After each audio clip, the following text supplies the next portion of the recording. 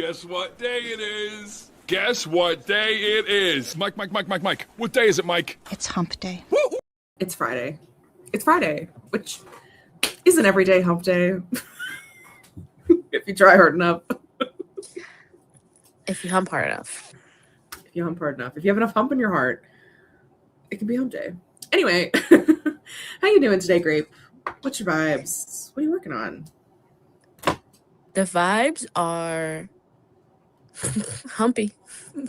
Slay. I'm working on. I had a dream about decapitation, so I'm gonna put that in my story. So I'm gonna work on decapitating a character. I love it. What a great day! What a great way to start the morning. Truly. And yourself? We're doing okay.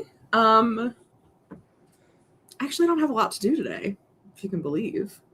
I can't. What is this? What is this Who is feeling? she? So sudden and new. Confusing. I'll probably find something to do. Actually, you've got 48 hours of a book to read. So, of books to read.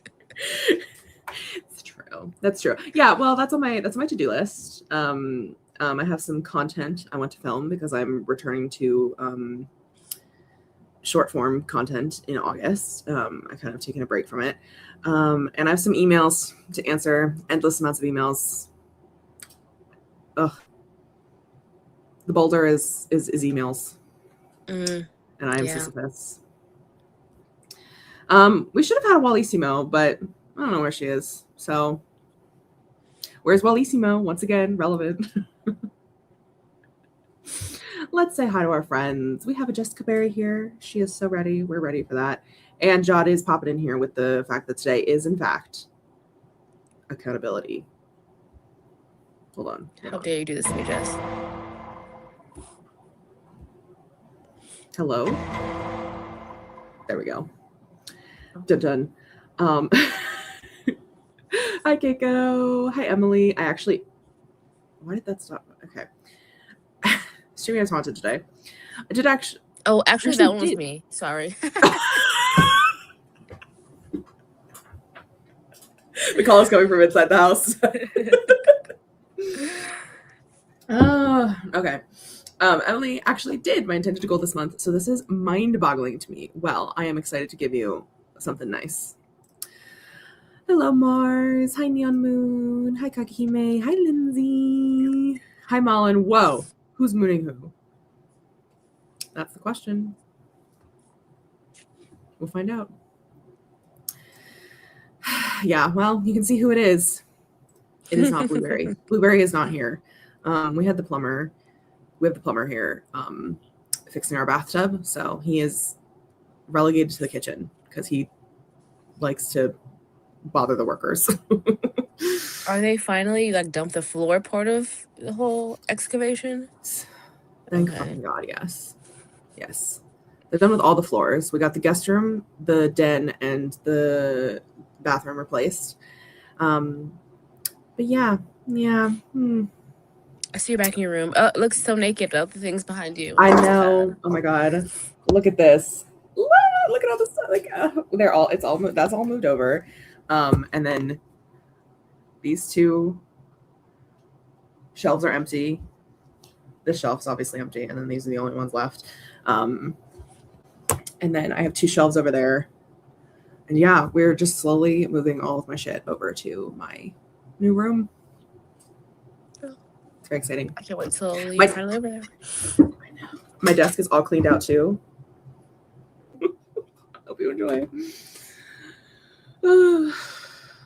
Yeah, if you get humped, hump day is a state of mind.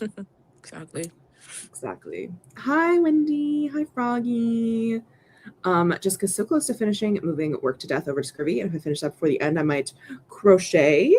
How is your arm doing? Your inflammation in your elbow? How's that doing? Oh my goodness, we have a hemlock jam. Hi. You want to call Wallace and figure out where she is? Do we have eyes? Actually, you know what? I do in fact have Wallace's location on my phone. I can see if she's on her way to undisclosed location. Or if she's still in bed. Well, It looks like she's probably still in bed. You know, it would take 22 hours and 7 minutes to get to her if I drove to her. Let's get on it. Let's go. All right, everyone. Road trip. But hi, Estelle. How are you? Hi, Grayson. How you doing? At first, I didn't realize the boulder was going to be a Sisyphus joke, and I was like, "Oh, a reference to Avatar: The Last Airbender. How fun!" Honestly, I wish I would have made that's a cooler reference, to be honest. Oh, just added my updates. Mark safe from so no head. That's so good. Lynn! Oh my god, how are you? Hi. It's been so long. I miss the queen. How's the house? How's hubby? How's the job? How's the archives?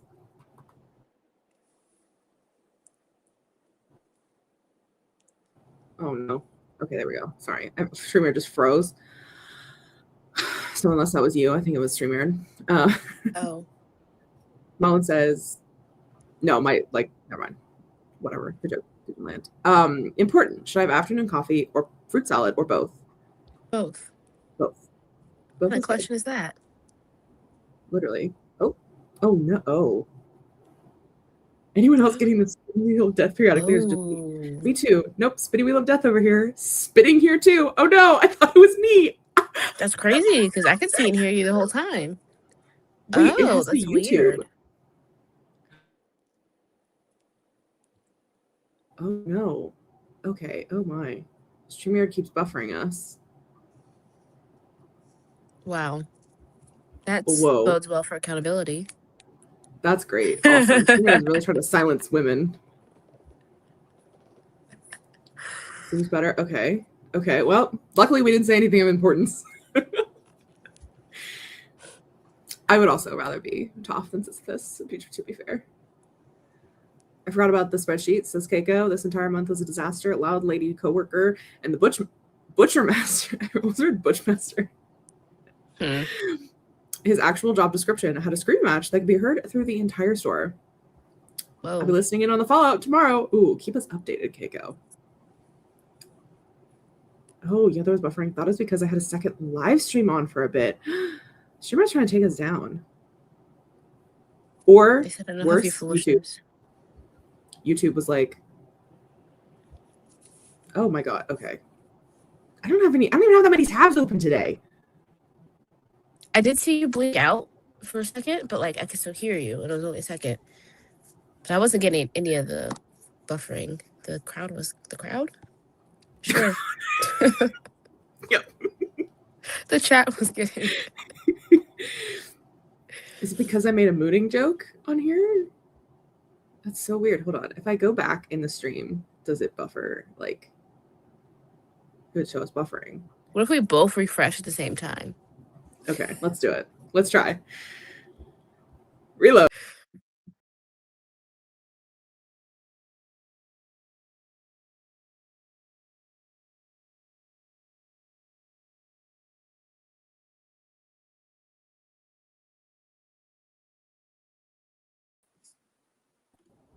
There we go.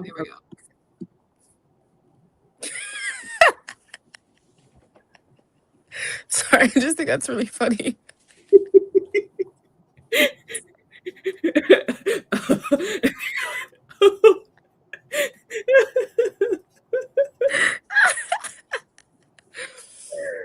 Hi, Crystal. The crowd. Finding crowd. It's always I like haven't listened to that band in a long time. That's a good one, Jess. Okay, friends. Hopefully we're not buffering anymore. Hopefully that fixed it. Who knows? Well, should we do a sprint? We should do a sprint. We should do a sprint. How long do we want to do? How long do you want to do, Devisha? What's your vibe today? I didn't just open StreamYard again. Hello? Like a 35. Oh, a 35. Oh, I like it. Mm-hmm. Classy. All right, we're going to do, I've been really Yes. Sorry, this is for Jess. Have you been getting the Instagram reels of Andy Biersack interviewing bands on Warped Tour? That man is a man. Is he still hot? Like He's so hot. ridiculously, insanely hot. Yeah. Oh. What band is he? What band? Sorry, this Gorgeous is man. Black Veil Brides. Yes, there we go. I was like, I know. I was like, because you said that name and like you awoken my brain that's been dead since I was 13. Mm-hmm. No, literally. Oh, Literally. what a gorgeous man. Oh, I'm gonna listen to some Black Veil Brides while we write and do stuff. It's not that he hasn't aged, it's that he was a literal child when he got popular. So true. He's just aged Oh, accordingly. God. But it's fine because we were also little children, so It's true. wasn't weird. So, Too weird. Wow. Sorry, I just Googled him again.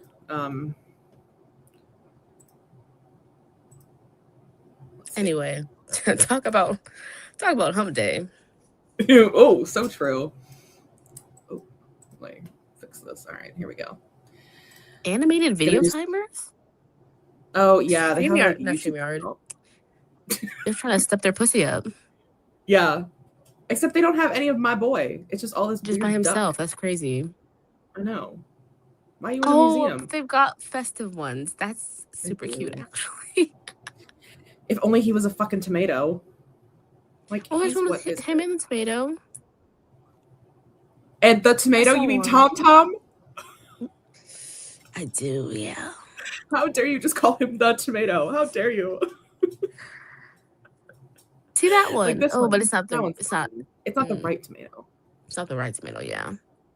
Because, like, look, he's not correct. Mm-mm. I do Whose appreciate child that is he has that? a purpose.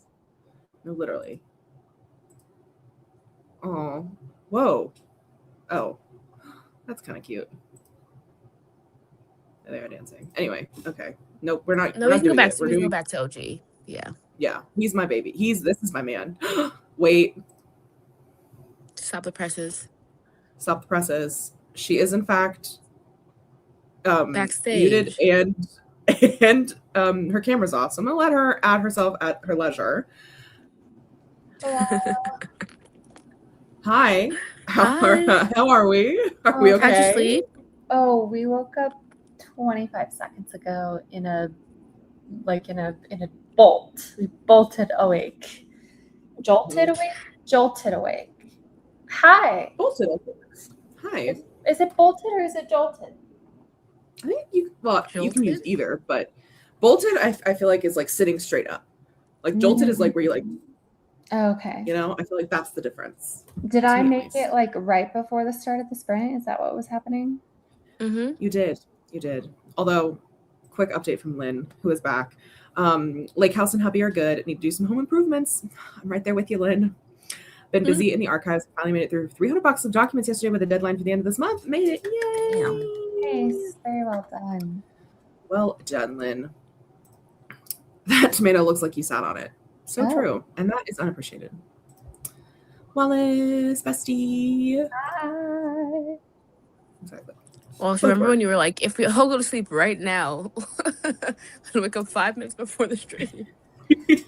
Yeah, I stayed up for like another hour and a half. So Yeah, we discovered that I put her fucking address in wrong. that's okay. It'll be. It's okay. Not really, but I'll try to fix it. It's one of the things on my list today. All right, 35 minutes. Are we ready? You can get some coffee and, you know, become alive. Yeah, for real. I need to do that for sure. All right, 35 minutes. Good luck, everyone. Accountability is coming. Hand motions. Love it. Sorry, there were some things happening on my screen. And I was like, what the fuck?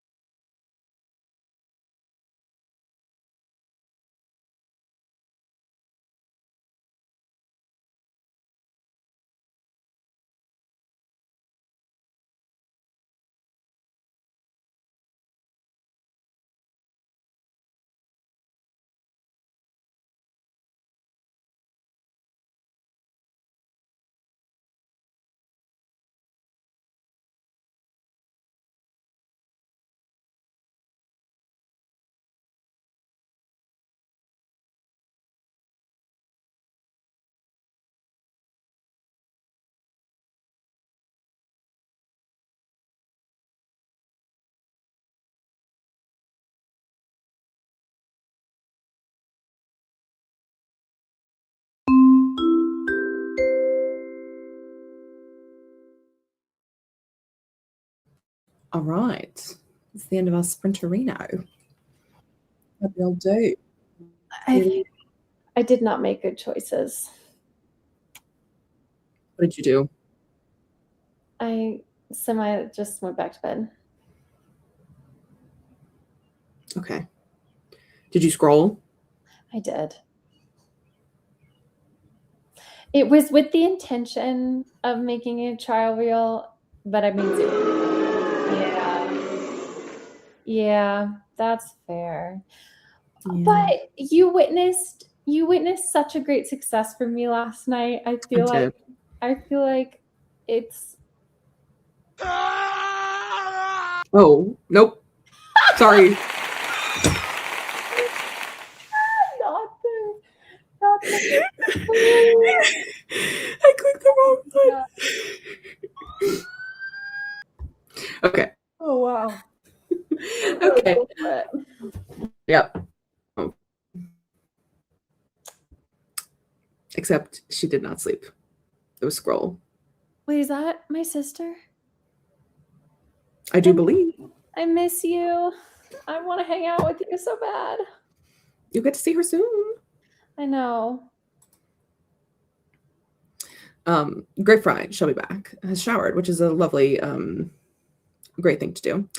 I emailed, I took care of my emails. Nice. I texted somebody for email purposes. Oh. Should I spoil some things? I'm so intrigued. I'm so intrigued. I have no idea what you're talking about. I'm gonna make myself a coffee, so if people hear scary noises, that's what's occurring. Okay. We may or may not hypothetically totally just thinking and not at all confirmed at all. You know, might be doing a little bit of a book tour. Oh, fun. Yes, of course. Slay. Yeah, I was like, girl, you know what this is. Okay, but you know what though? Like we talk a lot, and not that I tune you out, but I don't know. We don't share telepathy. Like I don't know exactly what thing you're referring to. Yes, we do. What do you mean? No. I hear your thoughts all the time, I think. Devasha, how was your shower? It was great. Very refreshing. I love that. You feel like... Except I went in there with the purpose of... Huh? You went in there with What'd the she purpose say? of...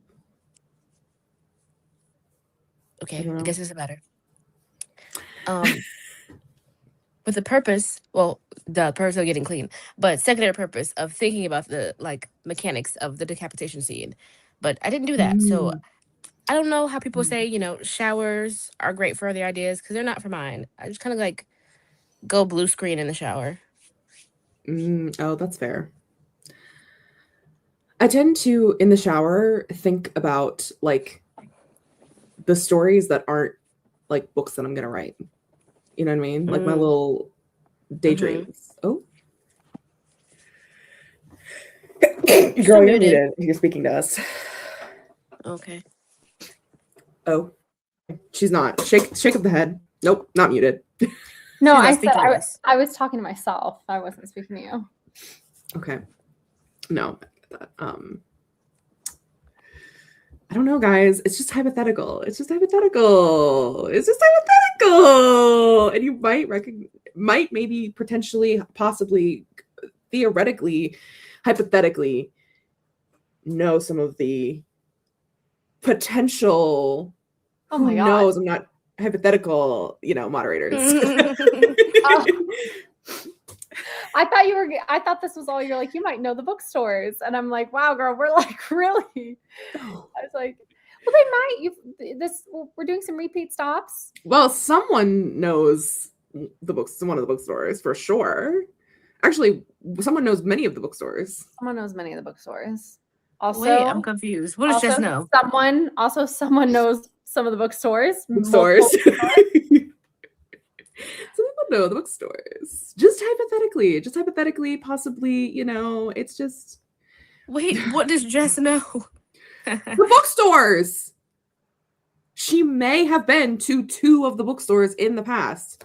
Mhm. One of the bookstores you've also maybe potentially definitely been to in the past. Yeah, but what's the other one? Hemlock Jam has also been to 2 of them. So Hemlock Jam and Jod are tied in their bookstore knowledge. Oh, okay. Yeah. Hmm. Anyway, just hypothetical. Look, Oh my God, Mullen. The way, if London's on the list, so am I. Get me over there. I wish. Katie Ann, even if you're going to Nebraska, I would go. So you don't need to go to sparkling, glittering London just to get me there. Katie, I will I follow you to don't- many places. Nebraska is not one of them. You know what, girl? College. No, I always said, like, this is how I know I have fallen in love with a man if I'd be willing to move to Nebraska for him. Like to Omaha. Yikes. Mm-mm. Ooh, maybe I shouldn't say that out loud. To anybody who lives in Nebraska, I'm sure it's a gorgeous, beautiful state. I just have a weird psyche around it. It's nothing to it's more to do with me than with the state itself. Yeah. Here's the set.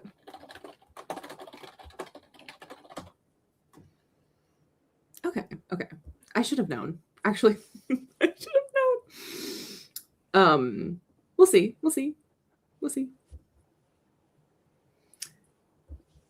We going to London, Miranda? Or you're not going to Nebraska? What's the? I think that's a pro-London statement, but I can't be sure. Did I miss what stopped the presses? You didn't text me. Was it a comment in the chat? Oh, maybe. Okay, hold on. Let me go up. Sorry, I got really distracted because again, we're talking hypotheticals here. Also, my coffee finished. Go grab it.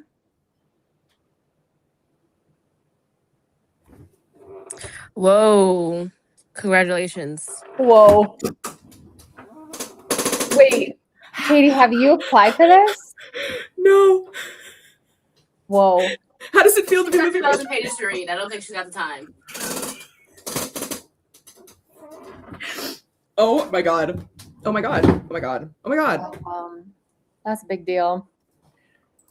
Haven't even read the first 2 books yet. I'm in danger. The way I was literally shook speechless, Jod. You were. What do you mean there's audio arcs of Victorious? No, you know what? I was going to say I'm jealous, but I'm not. Because I do actually think I wish to read this final book with my eyeballs. Okay.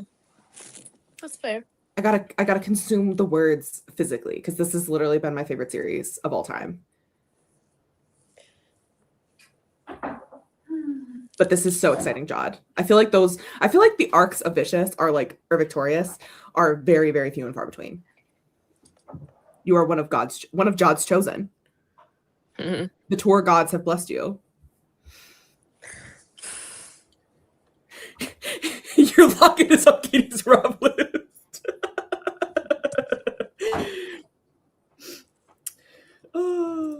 Oh, Wendy, it's so good. It's so good. Not to hype it up too much. It's my favorite book. Vicious is my favorite book of all time.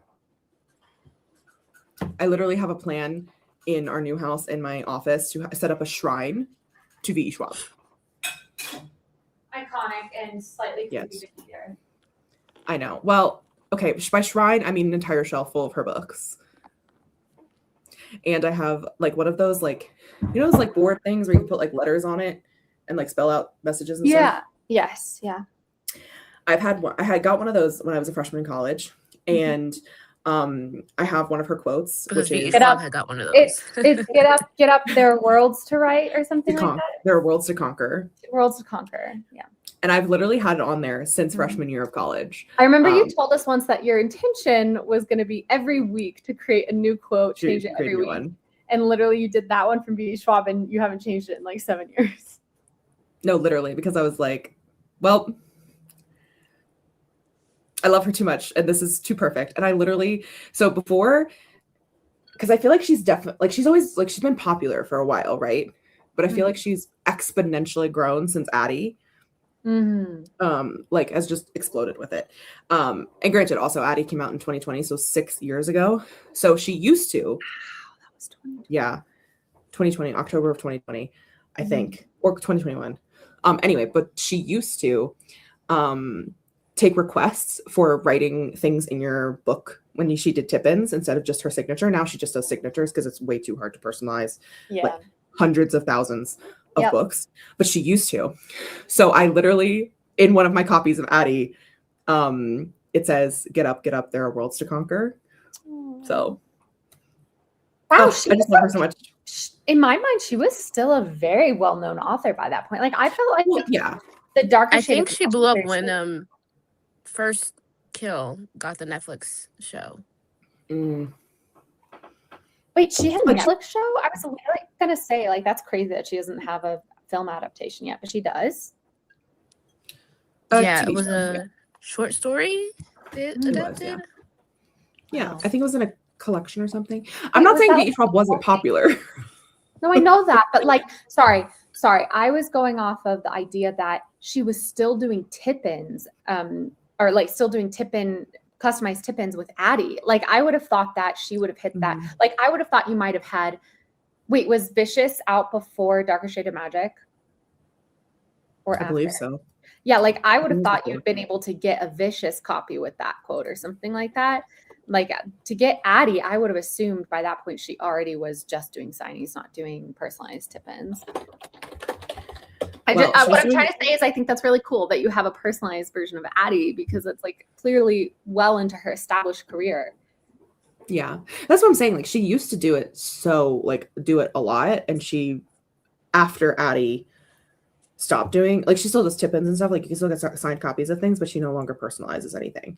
Because I think there's just, and granted, true. This also, and like maybe I'm misremembering. It could be that she does personalized tip-ins for like indie store pre-orders. Because my thing is I have like at least 2 copies of almost all of her books. Because I have a copy that I read and then a copy that I keep like nice and stuff. So anyway, V.E. Schwab is in fact my favorite author of all time. I will hear no wrong about her ever. You should be your favorite author of all time, but okay. Not yet. I mean, Vicious is my favorite book. So anyway. What'd you say, Wallace? It cut out for me. I said, like to Katie, I was saying you should be your favorite author of all time. I was trying to promote some self-love. But she's like, well, I haven't wrote my favorite book of all time. So. Literally. Also, I can't really be my favorite author of all time because like it just like it doesn't does not compute. Like it just doesn't. Well, like it doesn't. Why would I be my favorite author? Like I'm my favorite author to like I love to write books, but like I don't know. I'm trying to. It's not out of like a self-hatred thing. It's just like I know the book so intimately, and part of what I love about reading books that are my favorites is that I don't know what's going to happen. Yeah, but just because someone wrote your favorite book doesn't mean they have to be your favorite author. Like for me, my favorite book of all time is Hitchhiker's Guide to the Galaxy, but I would probably say my favorite author is Sarah Addison Allen, which I think comes across in the way that I write, you know? Well, isn't your favorite author Wallace Kinney? Correct. And that is the actual truth. I am my favorite author of all time. If I had to save one author's life, it'd be mine. Unless my niece ever wrote a book, if she ever wrote a little book, I would save her life. But yeah. So true.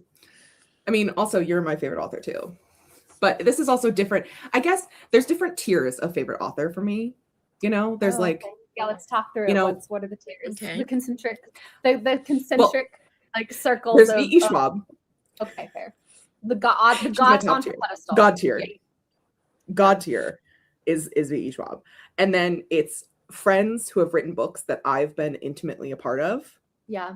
Because I feel like I can't I love your books and I think I would love them even if I didn't know you, but I don't know if I would be as feral over them as I am because I get to interact with you in such a way that makes it even better. You know what I mean? Yeah, that's fair. And then right below that is like not right below, but you know, the next tier is like separate tiers. I guess they're all like whatever. Is like books that are by my friends that I have not had no hand. I've had no hand in, but Mhm. you know, I love the fact that my friends wrote books, and Yeah. then you know, books by authors I love that I just love the books, and then everybody else, Yeah. you know. So those are my tiers. I like it. But Those are tips. but V.E. Schwab is in fact on the God tier. I'm so sorry to everyone. That's fair. No one can write vicious. And you are straight up going to be in the same room as her in a couple months. Like, can you even believe it? Like, are you going to? No. Are you going? No. Is your heart physically capable of experiencing that level of proximity to this woman? There's a part of me, and granted, I don't think this is actually going to happen, but there is a part of me that is terrified because they always say, "Don't meet your heroes." Yeah.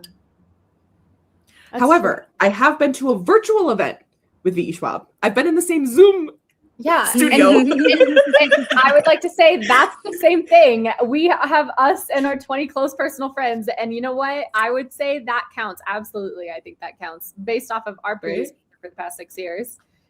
Exactly. Oh my God. It's my brother-in-law's birthday. Ah! Go text him. I was gonna align with Katie on this one, but actually I write the books I want to read the most. So definitely my favorite unpublished author. And see, yeah. I don't call myself not my favorite author out of like some dig to myself. Like I don't love my books, but I feel different than like books that I read because I'm an author or like because I'm a reader, not an author. Yeah. If I finish a book, do I get to be Jod tier? Absolutely. You're already in Jod tier. No one will ever be Jod. Go text girl. Different things can be favored for different reasons, and mostly I can't say them because they're fairly equal. V.E. Schwab is a favorite for prose. She does have great prose. Bye, Neon Moon. Hope you enjoyed dinner. We probably will be. Yes, also Miranda gets it. The experience isn't the same. Like your favorite meal that you make or one you get from a restaurant. That's exactly what. It's a great analogy. Great distinction. Also, thank you, Estelle. I don't believe you, but thank you. Well, I believe you think that, but not to me. Oh, that's interesting. Yeah, I agree. Mhm. To me, it's like, yeah, I agree. I will quantify my favorite. Nope. I would say my favorite authors are the people whose books I've read. Like they're like most of their backlog or whatever, but I wouldn't necessarily pick one of those as my favorite books. Oh yeah, like Devisha, that's a fantastic point. Like I would definitively say that Tessa Dare is one of my favorite authors, right? Mm-hmm. However, despite me loving her books, no way do they make it within the top 5 of my book iconography. I don't know, that's not a right way of phrasing it, but like, you know, if I were to sit down and say what are my top 5 books of all time, I think only one historical romance would be there, and it is in fact The Devil is a Marquess, whose author I don't even remember her name. Elisa Braden. There Put some you go. respect on her name. Elisa Braden. Like that's like, to me, the book and the author are almost like an author's backlog is what for me creates like and their like presence on social media and my understanding of them, that creates the author persona, the IBOC, if you will. But a favorite within a book, like to have a favorite book, it's like outside of the context of the author. So like, will I be at a midnight release for Tessa Dare if she ever releases another book? Yes. Does the fact that Elisa Braden wrote my favorite historical romance of all time automatically denote that I will read her other books? No, because I haven't read her other books. You would think that I would have, right? You would think that I would have, but it's interesting. Oh my God, though, you guys, you got to read The Devil is a Marquess. I made Katie read it, and it's so good, actually. It's so good. If you love a house building story, if you love a He Falls First story, if you love just a good romance. It's a good romance. Just don't judge the cover, for real. Like, it's so unhinged. Literally. It's so unhinged. I gotta show you. Like, this is my thing. I'm like, and again, I don't mind a clutch cover. They're nice and stuff. But but I do think that romances kind of get a little bit put into a corner where I feel like a story this stunning deserves just a cover of a certain caliber. And this is not it. Like, it's the fact that they clearly photoshopped him in his chair and put it on this background. Like this isn't even like this is two separate images. Yeah.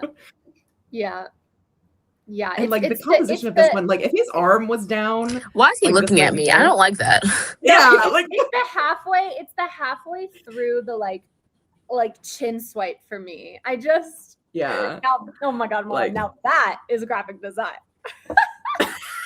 You guys, this book is beautiful. Like I'm telling you, you're gonna think like that's the cover does not convey. No, it's not. The second one is like that's my thing. That's what I'm gonna just continue to say about books. The cover does not convey because the book is so beautiful. The book is so like it has so much. It has so much to say, and oh my god, he's really looking at it. He's like, "You're in the cuck chair, bitch." Yeah, I don't like that. Yeah, no, but really, genuinely, this book is really good. I really, really loved it. Beautiful. It's oh my god, really like good. and it always comes to me when I need it. Like I have been having a rough summer in some ways, and I reread that book for like I think the 5th or 6th time. Like that is a twice a year read for me, which is crazy. That's why like I definitively say that's within my top 5 books of all time because there's no other book that I do that with. So that's what makes it compelling, the cuck chair. Exactly. Oh, man. I love the cuck chair.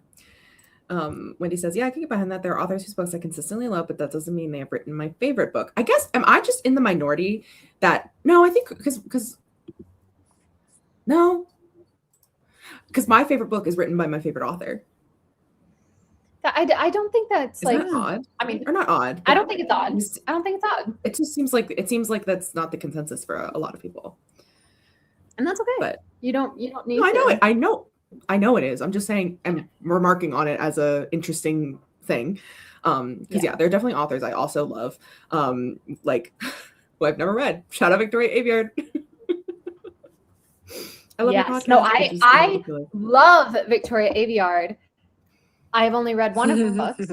But like I fangirl over her and her Instagram and like her defiant like fight against AI within author space and also the wallpaper in her home. Like it's beautiful wallpaper. It's great wallpaper. No, look at that wallpaper. Hold on. You guys, it is good wallpaper. I will say Estelle probably won't like this wallpaper, which probably means it's not that great because if there's one thing, I mean, my sister has a million things about her, but good taste in wallpaper is one of my sister's defining traits. But I think Victoria Aveyard's home, like her office, her writing office specifically, where she films a lot of her like Instagram content, the wallpaper is like this beautiful blue, like cabin. Beautiful gowns. Such a funny reference. I don't get it. Beautiful gowns. Yeah, you can barely see it behind in that little alcove. You can see, but I am obsessed with her wallpaper. I think like it's one of my goals when I get back from my big trip, because you guys, I'm leaving the country for like 10 weeks. But when I get back from my big trip, I think I'm going to do some wallpaper stuff. Well, actually, what I think I'm going to do is I'm going to have Estelle come out to me and she and I together are going to DIY a lot of stuff in my apartment because she's the DIY queen. Oh my God, you guys, should my sister start a DIY Insta? Hello. Yes. What's going on here? Yeah. Absolutely. Do it. Estelle, you could do it faceless. You could be. Oh, sorry. This is the wallpaper. You can see it in the background. Yeah, you can see it in the Better. background. It's just like, oh God, I love it. I love her style. Also, she married a doctor, which like once upon a time was my dream. So I'm just like, this woman, she locked it down. Person I admire. Enjoy the podcast. Yeah. I read the Realmbreaker series and enjoyed that despite there being a massive plot hole at the end. That one day, if I ever meet her, I will in fact ask why she left. Oh, wait, really? You would do that? Wait, Estelle, I need you to be for real right now. What is it that sounds like fun? You coming out to Colorado and doing DIY with me, or you starting a DIY Instagram? Because like, if you're serious about that second one, we can make this happen, and I will be your momager for it because I so badly want to be able to keep up with you on like Insta and stuff. Like, I want to be a fangirl for you, my beloved older sister. Oh, She's like the first one, and only that. Okay, fair. Most importantly, she married a Viking. I mean, sure, he's a doctor, but he's also tall as fuck. No, he literally is like, yeah. And she's little. She's like short. So it looks even more. That's incredible. She also loves labs, which I approve and appreciate. Oh my gosh, you guys, also big news. Sorry about building off of the lab thing. And I offer, girl, be real, DIY your apartment, not the Instagram. Not the Instagram. Fine. I'm thinking about getting a dog when I get back from my big trip. So I'm also thinking about starting another Instagram account because I fear if I don't start an Instagram account for my dog, my author Instagram account will just become dog content. And I feel like for the sake of the algorithm, I need to start a new Instagram. Yes. Should we start what a millennial woman thing to Instagram? Wait, wait, let her cook, Devesha. Hold on. What?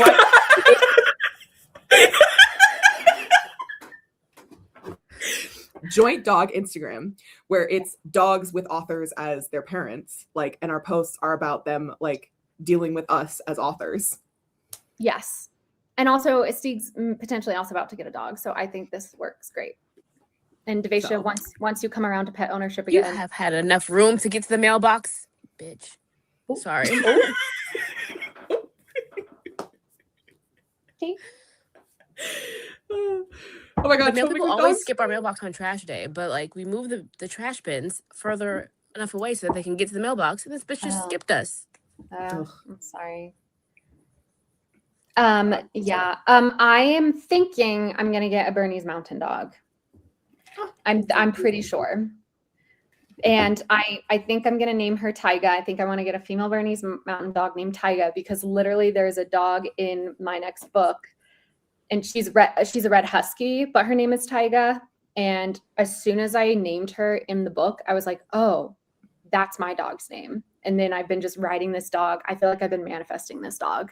So, and I have been really flip-flopping back and forth for about a year and a half now about being a pet mom owner before I like have my own kids and stuff like that. But something within the past like month or so settled within me. And I was like, ooh, yeah, that feels actually like the right choice. Now I'm about to go on this big trip where I'm going to travel for a big chunk. And then I'm going to come back and I think I'm going to get a dog. Oh, Estelle just texted me. She like, don't get a dog. Don't get a dog. Oh my God. She found the wallpaper. Oh my God. Yes, Estelle, that was so fast actually. Oh my God. Holy crap. My guys, I love my family. I miss my family. I want to be with my family. That's fine. That's incredible. Thank you. Hypothetical book tour is in December, by the way. Also, Mullen, planning a New York City trip. It's not very hard for me to get to New York City. It takes about 6 hours by train. Ooh. I'm emoji.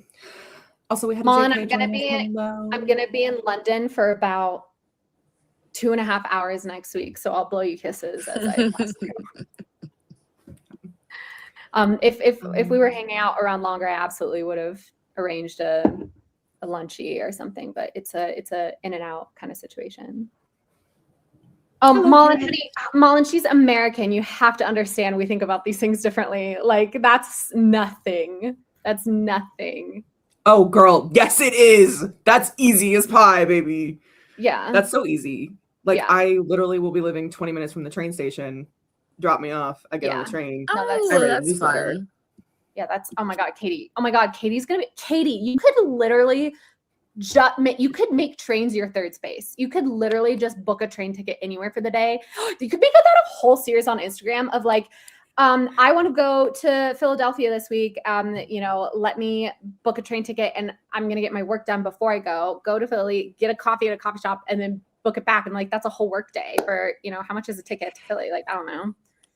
I would do that. Yeah. However, the way our trains work, there's only one that goes to and from each day. Wait. So I'd have to spend the night wherever I went. Oh God. Sometimes I wish we were Europe. I know. No, literally would be so nice. But I can stay overnight. Okay, like so a one night staycation situation. I mean, if there's one thing he loves, it's booking a little Airbnb. So it's booking a little Airbnb. It's not as like this could be a thing that you could do. Because in my mind, I was like, oh my God, you could just be on a train. No. But oh my gosh. So Colorado is getting this train that's gonna basically go from the top of the state to the bottom of the state, and it's called the Colorado Connector, and they've decided that its nickname is going to be the Coco, and that is my nickname for my niece. And so I'm like so excited because by the time she's like old enough really to come out and visit me, it should be done. And so I'm like, I can't wait to be like, Coco, let's go ride the Coco. Coco on the Coco. So freaking cute. They're so cute. I don't know if naming dogs before meeting the dog truly works. We were gonna have a black lab named Guinness, but we don't know how that works out. Looks at Edgar. That's fair. That's honestly fair because I am fully prepared. Look, you guys, this is something I need to just defend and say about myself, okay? Because I have some friends, not you guys. I think you guys know this about me at this point. But like I've got some friends in my life who consider me to be like very rigid, where I'm like, no, I pre-planned. This is how I wanted things to go. And they have to go exactly this way. I actually think I am quite adaptable to things not going how I expect them to be. I just like to make plans. So that way, when the opportunity arises, I have some semblance of what my intention was and what I want to do. But I am fully aware that I could go to this, dog breeder. I could go to the day of meeting and picking out your puppy. And I have a soul connection with a male dog that's totally different than what I was expecting, right? That is absolutely, an element of me. But I sometimes am talking with friends about my plans and things, and they get this smug look on their face and they're like, just you wait, honey. The universe has got its own plans for you. And I'm like, I know this. In fact, I know this, but I'm not the kind of person who likes to just be flung around by the current of fate. I like to have a paddle. And if, I'm fine to follow the current, but I use the paddle to avoid rocks. Does that make sense? Mm-hmm. So there we go. I am aware that things can go differently, but I like to manifest and vision because really the ultimate point is I would like to get a dog, right? The smaller details are less relevant, but I feel like the more I create the vision, the more likely I am to actually fulfill the manifestation, which is to get a dog and to have a companion. Yeah. Yeah. Cause you don't know what kind of companion, they'll probably be different than you expect the companion to be because each dog has their own personality. Exactly. We didn't pre-name any of our dogs, except Bunny. I knew I wanted her to be called Bunny. I was like, if we're getting a third dog, her name is Bunny. Yeah. I'm naming that dog Bunny, whether you like it or not. When are you guys getting a fourth in the new place? We're not getting a fourth dog. We're not getting a fourth dog. No. I'm sorry. No. 3 is our maximum. Okay. I fear I'm going to be with dogs how some people are with tattoos. I do fear that it's going to be, this is a Pandora's box for me because I've always thought, for me, one animal is never going to be enough. I'm a menagerie kind of bitch. I'm eventually going to have 3 dogs, 2 cats, and a hedgehog. That's going to be vibe. And also the murder of crows that I'm friends with, I'm actually really excited to start this era of my life because I think I've been putting it off for so long just because I'm so lucky with how much traveling I do. But I really feel like at this point I'm ready. So. Queen Elizabeth with corgis. Oh my, for real. It's actually not there. See, that's I need to have a large dog. I could not have a small dog, I don't think. Because because Piper, the dog that I was dog sitting for, she's really cute. She's really sweet. I loved being with her. But I like, and maybe that's just like, this is just not true, but I felt like I'd be kind of careful like with her, you know, like I couldn't like with my labs, I can just like smush, hug them, smush, wrestle. and like hold on, not even wrestle, just like hold on. Yeah. And they like lay on me and they're like the weighted pressure of 114 pounds of dog. Yeah. Like, oh that's gosh, happened to it me, sounds baby. so great. It sounds so great. It's so good. No, it's so good. And I love it just being Sounds able like to a nightmare for me. around. And that's why there's so many different kinds of dogs for everybody, you know? I think, Katie, I could have a small dog if I also had a big dog. Like, to me, the big dog is the necessity, but like I do love a little Cavalier, like King Charles Spaniel. Like, those are so cute. And like just like a little lap dog whose ears I could just like slowly like, you know, pet as we're watching a movie or something like that. And it's so cute. It's so cute. If Coco is not intuitive for what the dog looks like or acts like, that just makes it funnier. Oh, so Z, I think you got wires mixed a little bit. Coco is my niece's name and also the name of a train. And then I'm planning on naming the dog Tyga after like Frost Snow. After the rapper. No, not after the rapper. It is after boreal forest, after a biome that is like the northern forest. Is After Kylie Jenner's ex, yeah. No, not after Kylie Jenner's ex. They are spelled differently. Tyga is spelled Taiga, not Tyga. And it is a beautiful term, and I think for a little mountain dog living in the mountains, that's so cute. Like, Tyga, come on, that's so freaking cute. So. The biome from Minecraft, is that really Minecraft biome? I didn't know that. That's really funny. You can name your dog as your wish. That's true. This is true. That's like so when we got Blue, his actual name is Blue. Me and my mom were both heart set on calling him Boo Boo. Oh. My dad was like his name can't just be Boo Boo. That's a nickname. And so we reverse engineered backward. Yeah. To calling him Blue, and my dad calls him Blue, and like he has a plethora of nicknames. Like I call him Blueberry, Mm-hmm. Blueberry Muffin, which has now transformed into calling him Muffin, Muff, Mr. Muffin, Mr. Muff, which is so far away from Blue, but we also call him Boo Boo and Boo Dog and Booberry. Yeah. And Booberry Muffin. Booberry is a good one that I enjoy specifically in October because of October. He is exclusively Blueberry in October. Yeah, no, that's so good. Blueberry. That one's a fun one. Yeah. Yeah. So that's like the family dynamic of naming a dog is also important. Oh no. And now I'm sorry. Someone else called and talk about nonsense. She called back. I'm mad you still don't know anything about Taylor Swift's dog. Not really mad, but I'm like, I just love it for her. I love this for her. Love a big dog.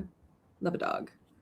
Yeah. No, literally, Estelle. This is Boo Boo.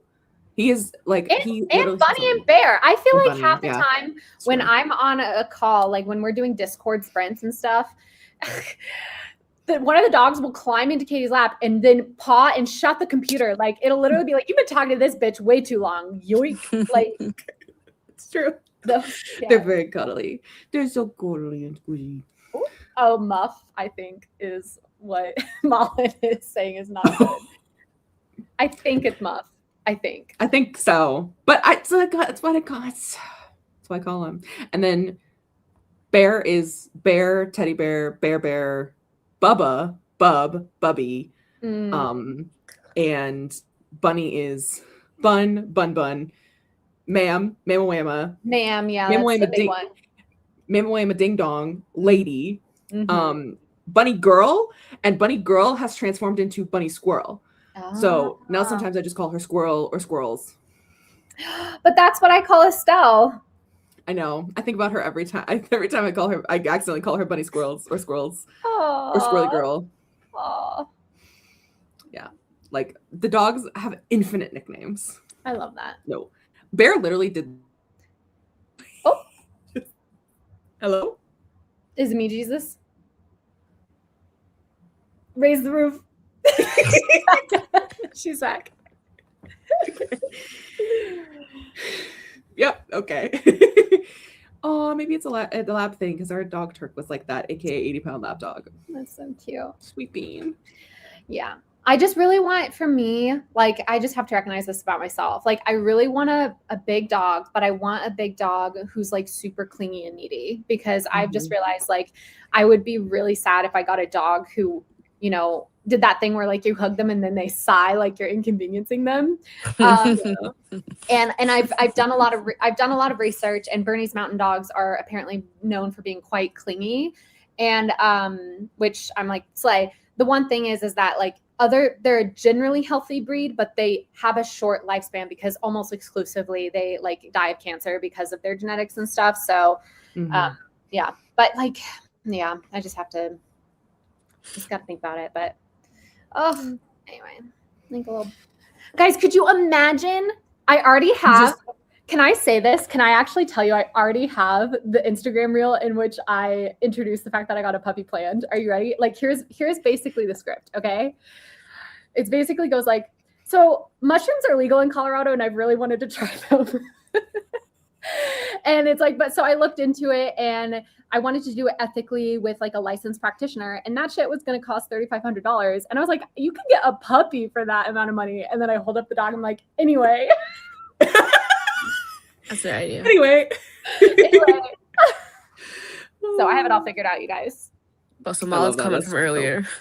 What's up with all the Instagram ideas from Wallace? Oh, Katie, should we talk about Chilled Rivalry? We should, because I filmed. That's one of the things I did during the sprint is I filmed Chilled Rivalry. Go ahead, go for it, Queen. So talk about the audience. Wallace and I are racing each other to see who can get to 10K first on Instagram. And so we were like, you know, it's always cringe to like kind of like ask for followers or like do that stuff, but it's easier like if you're doing it for somebody else. Like it's so much easier for me to like hype up a DASM than it is for me to hype up like backhanded compliments. Like it just feels weird, like, and like internally a struggle to like buy into my own hype, but like it's so easy to buy into the hype of my friends. Hello. So we decided I filmed a video that's basically like, yeah, we're racing to 10K. If you like stuff, if you like Halloween, you'll like Wallace's book and go follow her. And if you like challengers, essentially, you'll like mine. And that's going up tomorrow because I'm diving back in. I started technically doing like a trial reels experiment in June with grand success. I want to tell everyone, like, the people, like she has a video that has over 1 million views, like almost 1.5 now. Oh, damn. Yeah. And she has gained almost 2,000 followers since she started. Yeah, around there. And Katie, and the trial reels trial has been so far a grand success. It's even despite the fact that you took all of July off. Like that's what's crazy is that it's still been getting you followers. It's like a compounding interest kind of thing. Oh, okay. Maybe she's not here anymore. We're back. Okay. Are we back? Was it me? No, it was me. It was totally me. Yeah. Yeah, so I basically took all of July off. Spill all your business. I hope that's okay. By the way, no. Talk about it. Okay. Did you say all of that? I basically stopped in July because I was doing other stuff. I didn't say why you stopped. I just said that you did stop, but you were still gaining followers because of the trial reels you had posted in June. So it's like I had seen this reel that was basically explaining why content creators should do trial reels, and it was like having, and I think Miranda will appreciate this, it's like having your money in a checking account versus a high yield savings account, where it's like you could create all this content and just keep it in drafts and wait to save it and post it on your on your actual page, or you could post them as trial reels and then have a bank of content that then you can later, like if you need something to post, you can always promote a trial reel to your actual like forward facing page. But like while they're in trial reels, they're getting views, even if it's like 1 view a day. Like you don't know, eventually something could pop off. So anyway, yeah, please. Yeah. So we're doing yes, that's correct. Until you say they can. That's the thing. You are in control. Like I had a reel the other day that I posted as a trial reel, but it made me I like laughed at the concept of it. And so it didn't even do well as a trial reel, but I was like, I want to put this on my main because I think this might make people laugh. So I put it on my main. Yeah. So trial reels are essentially reels that you put up for trial, and it's a separate tab on your Instagram, and it will try to find your audience and kick it to different people. So if you're just scrolling through the like discover page, you could come across it. The thing is, if someone is already following you, they will not be shown your trial reel. Yeah. So this is essentially Instagram trying to find new things, new people for you to engage with, and to engage with your content. So that's what a trial reel is, and you can promote it to your it's like your front facing page. It's like a total crapshoot too, because like you can have one trial reel that like gets like Katie like 1.5 million views, or like me, my best performing ones do around like 5,000 views. And then I can literally make the exact same video with just like very slight adjustments, and it gets like 100 views. Like it really is. There's not really a way to gamify it. It's like you just put out what you put out. You like put out multiple a day. My goal is at least 3 a day. And for me, and the point is like Katie was saying, you get exposure to new people who are not your followers. But also I think what's an important element is that you're not inundating your followers with this repetitive content, because trial reels are extremely repetitive. And if I was posting my trial reels to Instagram, I would be losing followers because of how like obnoxiously repetitive it is. Like I am making videos over and over again, like POV, you've stumbled across the page of a Halloween obsessed author whose debut novel became an international bestseller. I've made that basically that with like different backgrounds of me on my book tour. I've made that video maybe 10 times. Like you guys don't want to be seeing that all over. Like I want my actual page to feel a little more curated, a little more personable, like a little more, I'm not just grinding, right? And so I can grind over on trial reels, but then I don't need to be doing that on my main. So I save y'all from, that.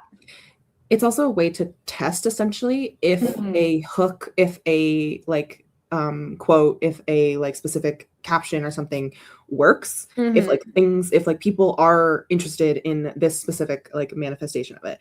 Like I've learned like basically the more simple the hook, the more like the shorter the quote that is there. Like I've also been 5 to 7 seconds. 5 to 7 seconds. Yeah. Stock footage in the background is totally fine. Like specifically like putting your hook as the first line of your caption works. So it's good for like trying different things without seeming like you're just kind of throwing it at your audience who are already prepped and primed to enjoy that content. Exactly. Because like if someone's already following you, the likelihood that they've already probably would like and enjoy this like niche hook is higher than someone who's never met you before. Right. And they like might enjoy more the basic hook before they get to know you, like something just like pull them in, which is why it's called a hook, because they're hooking you in. Also, when I decided I wanted to do this too, Katie Ann did the ultimate labor of love and created me on Canva an insanely in-depth template guide for how to make trial reels, where it's like specifically about like the ones where it's like Kindle screenshots and stuff like that, and your book, and like trying to hook people in with your book. You guys, I literally was shook over what she had done. I thought this was something she had made for herself and then just like forwarded it to me. No, she made this for me, like such a labor. How sweet. And literally, Katie, I've been saying this. You could literally like have this as either a freebie to give away to people. Like you could make trial reels being like, hey, do you want to try and make trial reels? If you follow me and like, or comment like market or something like that, I'll DM you this like Canva thing. I'm telling you, Katie, this thing is so valuable. You don't even know what you've created. It's like, it's incredible. I legitimately think you could like sell it as a template for like, I don't know, like $2 or something like that. And I feel like that's a good slay of a passive stream of income, but it is sitting in the marketing channel for anyone who wishes to go try trial reels. She gave it to y'all for free because that's what we do for our booze. Yeah. Well, I am. Okay. So this is, I did put it in Discord if anyone wants to like test out the specific like Kindle version of it. Because I am trying to, this is my secret plan, y'all. You'll see soon. Is I'm trying to grow my Substack. Yes. And I am for the rest of the year going to be posting 2 articles on Substack. One is my usual newsletter, and one is like an author essay. I have one coming out on the 11th of August. And so I was thinking probably to try to promote my Substack is to use it as like a freebie. Go sign up for my Substack. I'll send you my Instagram reel template. Something like that, just to try to like, I don't know. My one thing, and it's always like, this is like this thing in my head, this wrestle, right? Because like at the end of the day though, you don't want your audience to inherently be just people who are trying to create content on Instagram, right? So it's like there's a lot of content that I get of like, this is how you pull in an audience on Instagram. But it's like that one though, a lot of those things are for casting a wide net and grabbing a general audience. But I actually think long-term, a more strategic play is to, you know, like in the short term, not be focusing on so huge a net, but be focusing on a net that catches the like exact type of fish you want. So I've had to be kind of careful because I'm like, there's some hooks I could use where I'm like, oh, this would cast a wide net. But then I'm like, but you don't want a huge audience and then barely any engagement because your audience actually isn't connected to you, you know? So yeah. Exactly. You guys, like, it's so funny. There's so much conversation about it. Like, well, and like, given the level where we're at, it's like hilarious to be like this, like minutia obsessed with it. But it's still like, it's so fascinating. It's also, and it's the challenge we've set for ourselves. And so I'm going to let myself dive in and be obsessive. But it's also like, well, that's why I don't offer it for money. Because I'm like, I'm still learning. I'm still doing this. I don't know if these things will work for you. Like, don't know really what will work or what won't work. Like, you know, like, we'll see. So that's why I don't offer it for like money. But I'm like, I already did the labor. Like, I might as well give you the template if you want to try. Well, it's awesome. It's an awesome template because it's literally like, I don't have to create anything myself. I literally just go in and like wherever you have an emoji for BC, I replace it with an emoji for Adazam. Wherever you have like text from BC, I just replace it with text from Adazam. And like, and then the background video, I just put in a video of me on my book tour or something like that. And it's just so like, I mean, like it would have, you took me from that paralyzing state of, I literally have no idea where to begin to like 70% of the work done for me. And I just have to go in and make like adjustments. Like I said, it was such a labor of love and I really appreciate it. Of course. Oh, of course. That's always been my position. That's always been my stance is like, I am for the most part transparent about what I'm doing and why I'm doing it. Yeah. And but it's why we've called it chilled rivalry because it's like, yes, we're doing this race, but genuinely, like, in my opinion, I think I prefer you to hit 10K first. And I think probably for you to hit 10K is true. And the prize is whoever hits 10K first, it's a really big deal, you guys. Whoever hits 10K first, the other person has to buy them a piece of pie. Like that's the prize. And we're actually, if I hit 10K first, we're gonna make a like rage bait video where instead of pie, it cut out. Instead of pie, you do what? We're gonna go to the Cheesecake Factory. I'm gonna get cheesecake. And be like, you guys have all been waiting for what pie, and it's cheesecake. It's cheesecake. Yeah. Yeah. There you go. Yeah. See, that's like, I want everyone to succeed is the thing. And like, if I've already put in the work and I can give you and like, honestly did not take very long for me to make as like a thing, as like a thing. And if there's anything, like if anyone has any questions about how to like use it, or if there's any like confusion, I will, thank you, Mala. That makes me feel very like that's incredible. Warm coming from a graphic designer who like, you know, does these things like incredible. Actually start posting on social media at least once every few days. Maybe I'll try reels like with Jessica, like my voice. Following you on Insta? Let me see. What is it? Viet. Oh, that's Jessica Berry. Oh, I follow that. Yeah, absolutely. Yeah. Oh, I would recommend. Sorry, I just got jump scared by Instagram. It's okay. Oh, okay. Sorry. I would recommend for anyone who's like thinking of starting and like schedules are great. Schedules are amazing. I would say for the first month you're trying out posting and stuff, do not be super strict with what goes where, especially early. Because like figuring out a workflow that works for you and being willing to adapt and change is means you're more likely to continue the next month than just quitting because you didn't fit your schedule, which I know is kind of difficult because like you think it's easier to have this really rigid schedule that you just kind of fall into. But until you know what that schedule looks like and works for, like it's going to be difficult. And building off of that, like if you want to build some structure in, because if you're like me, where if you're completely unstructured, that's also paralyzing. What I did when Katie Ann and we were like sitting down and doing like a big like marketing strategy chat.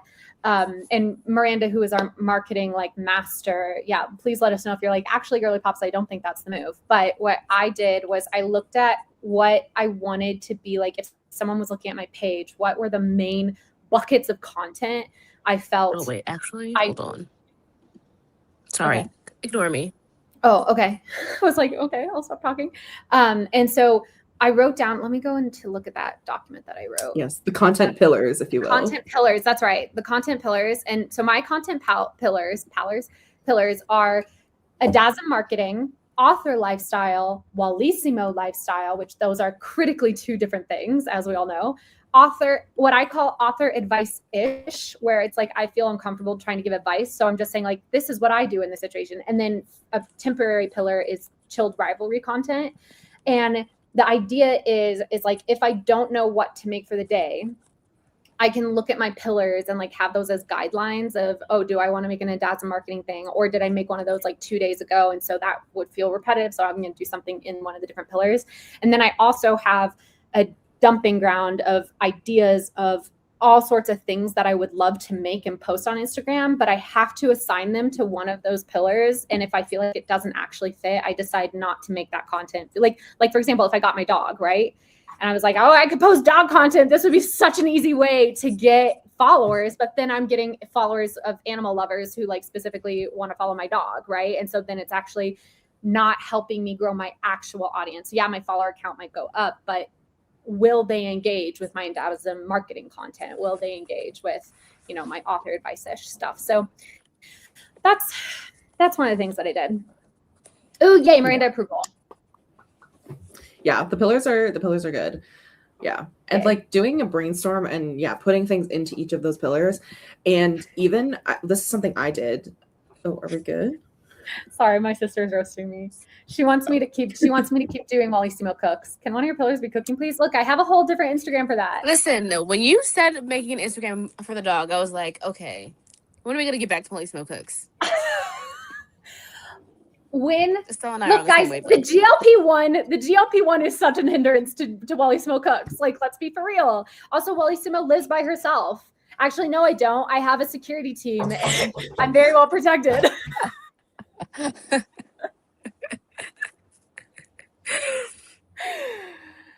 Also, Katie, someone's in Katie's room. So Katie posted the Discord for anybody who wants to go and check it out. Heather says, thank you. Also, here's the Canva link. My sister says, it's not a roast. I just want you to do more cooking. Well, come and live with me for a little bit, and then we can cook together and I'll post it on Instagram because I need someone to help me eat the food. That's the thing, right? The GLP-1.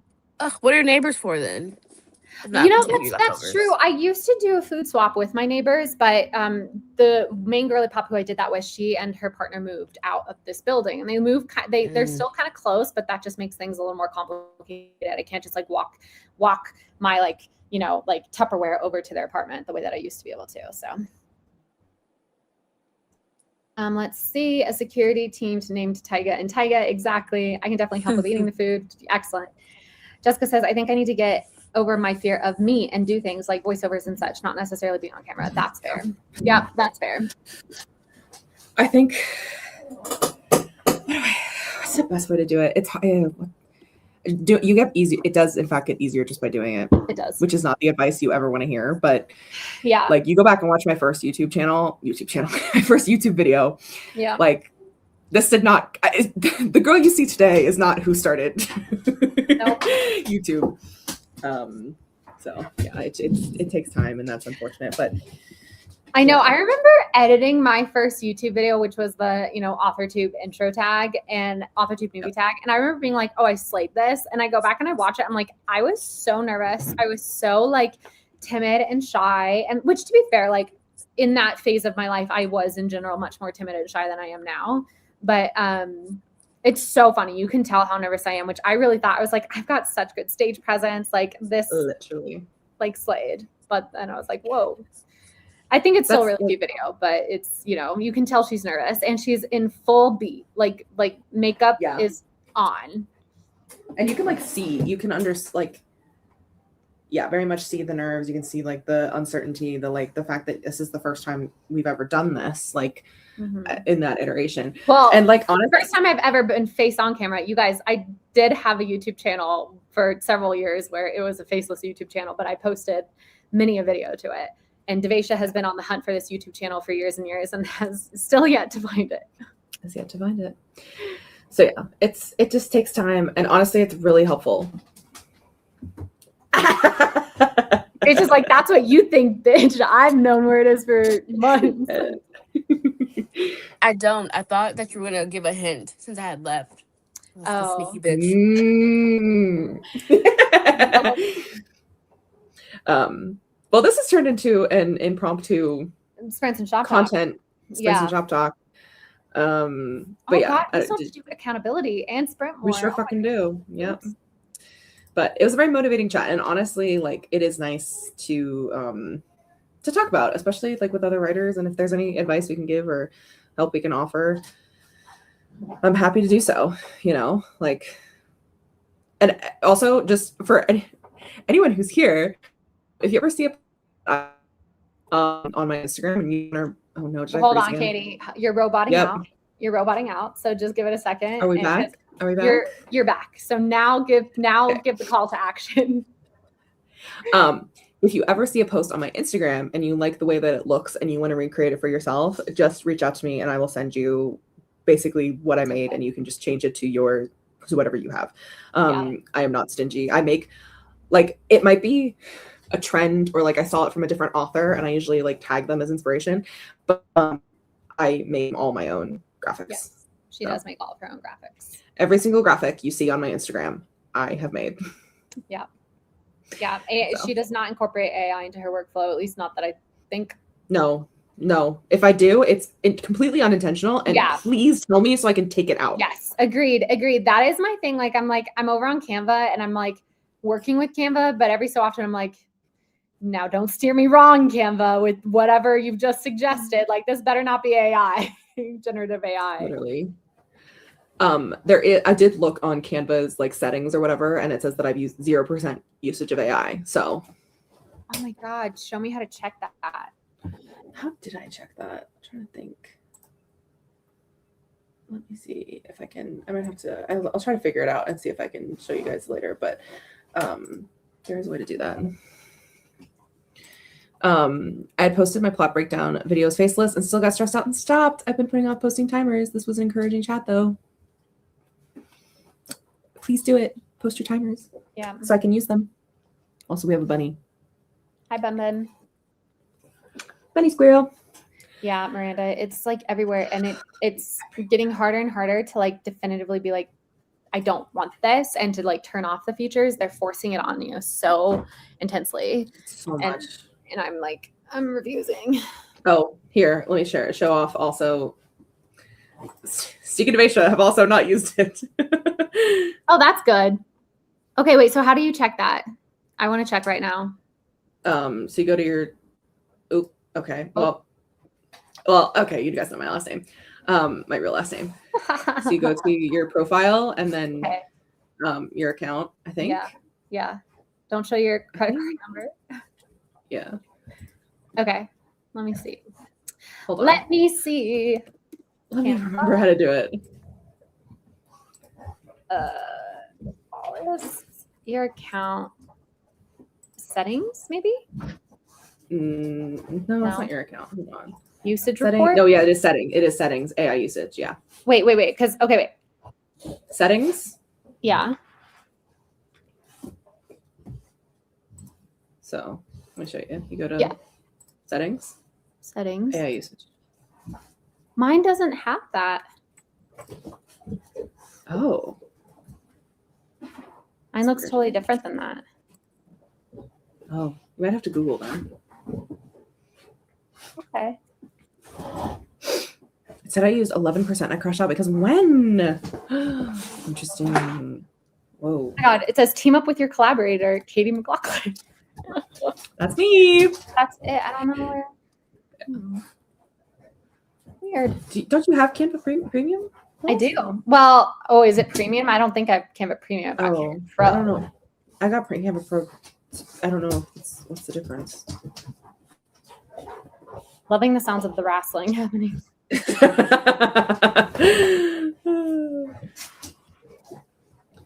Oh yeah, you wanna know how this goes on your... This is unhinged. Yeah. I was working out with a cousin. She was like doing a yoga flow for me, and she's like, by the way, I think this song is AI, but I love it. And I'm like, this is awkward. I don't know how to be like, I'm morally opposed to us, you know. But again, she was the one who, it was like her workout session. I was a guest, and so I was like, oh, okay, like that's really weird. And that was all I said about it, because I was like, I can't just walk away. It feels really aggressive. But go to privacy.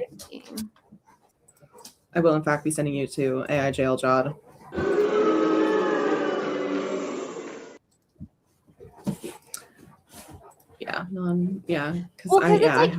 It's interesting because it's like you know, technically I guess using the background remover on photos is technically a version of artificial intelligence, but to me that's not generative. You know, like I don't, what the main thing, I don't mind like AI, like things that have been labeled AI when they're editing tools that have existed in Photoshop for years and years. What I don't want to be doing is going on to Canva Elements or Canva Graphics or whatever and picking elements that a person didn't make and a person isn't getting paid for, but elements that were trained and like generated based off of data from people who did, like, and they're not getting compensated for that thing, right?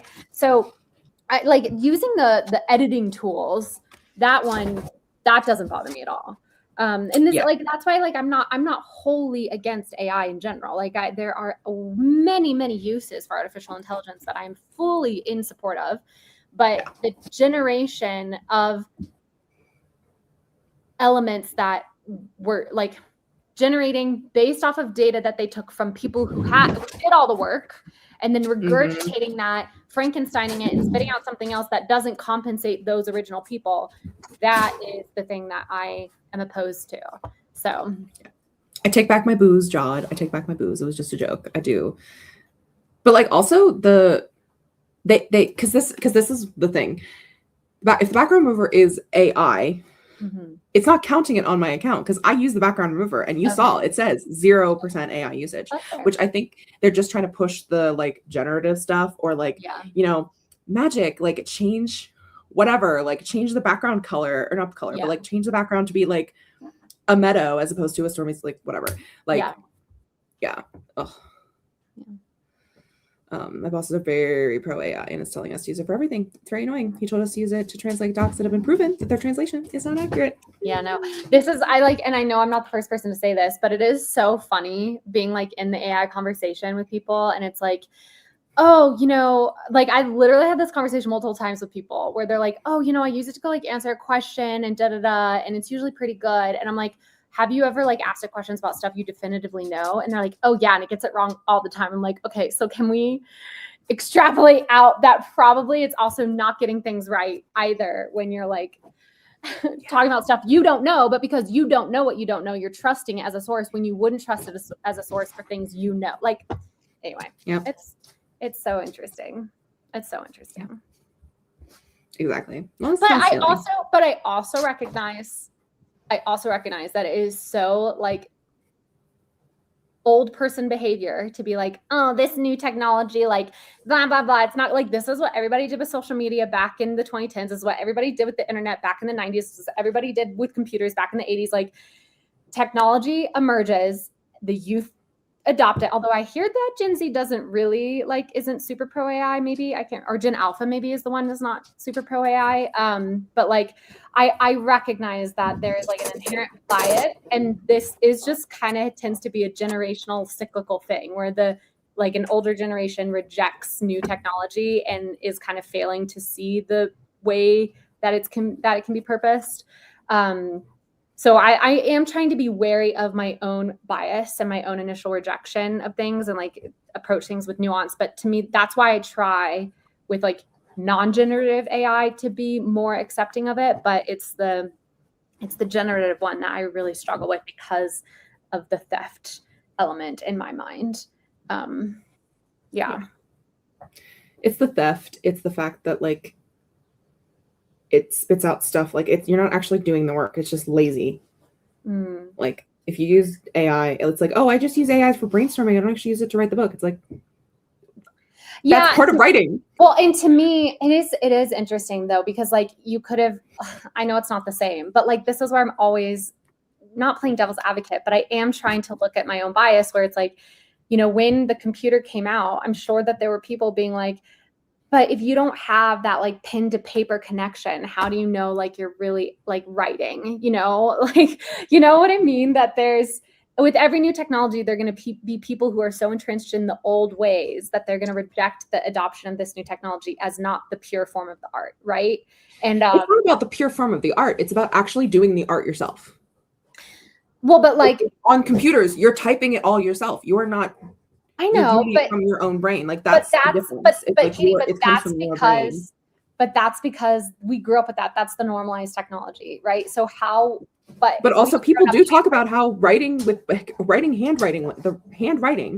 does in fact increase your connection to your story, and is able to be like you are able to think better and work through problems by handwriting. So like those people weren't wrong. No, and again, that's what I'm saying. It's like it's like I say I am vehemently against generative AI, and I really am, but sometimes I try to like check myself with that because like I don't know. It's an evolving conversation, and I'm sitting and I'm watching. I really don't think I will ever incorporate it into my workflow. But what I'm really trying to assess is my behavior towards people who do, you know, like I am trying to decide when it's what you were saying, when it's someone who's like at the early stages in their brainstorming, I like, to me, I'm like, is that theft? Like, is that actually generative AI? Because it's really, I mean, I don't know, you know, when it's AIs were trained on stolen work, and everything it spits back at you is stolen work. I mean, why does it feel different to me than like literally going like, hey, write this chapter for me, and it spits out the chapter and then the author goes through and edits it and stuff like that, versus like, you know, I don't know. Like, again, I am not trying to defend it in the sense that I think I get what you're saying, Wallace, because at the inception, ideas are cheap, you know, like you could have gotten that idea from anywhere. Yeah. And it's like, I don't know. To me, I want to be careful of ostracizing people who approach things in a different way than I do based off of a like moral ground perspective. And I don't know where my line in the sand is yet. Like, I know from a good point from Olin. Yeah. Mm-hmm. Exactly. No, exactly. I agree with the witch hunting. I think the witch hunting is really difficult, especially when we all know that AI has been trained off real authors. Like being like, oh, you know, there was that whole article that came out about Daggermouth by H.M. Wolf by The Atlantic, when the Atlantic writer used an AI checker that is made with AI to ask if the book was made with AI. Like, do we not maybe consider that, it would spit out that it's AI because it's AI? And like, it had like the classic phrases of like, her pulse thundered in her ears. It's like, okay, babe. Yeah. Get in time machine, go back to 2012 Wattpad and see if those girly pops were writing with AI. Yeah. Yeah.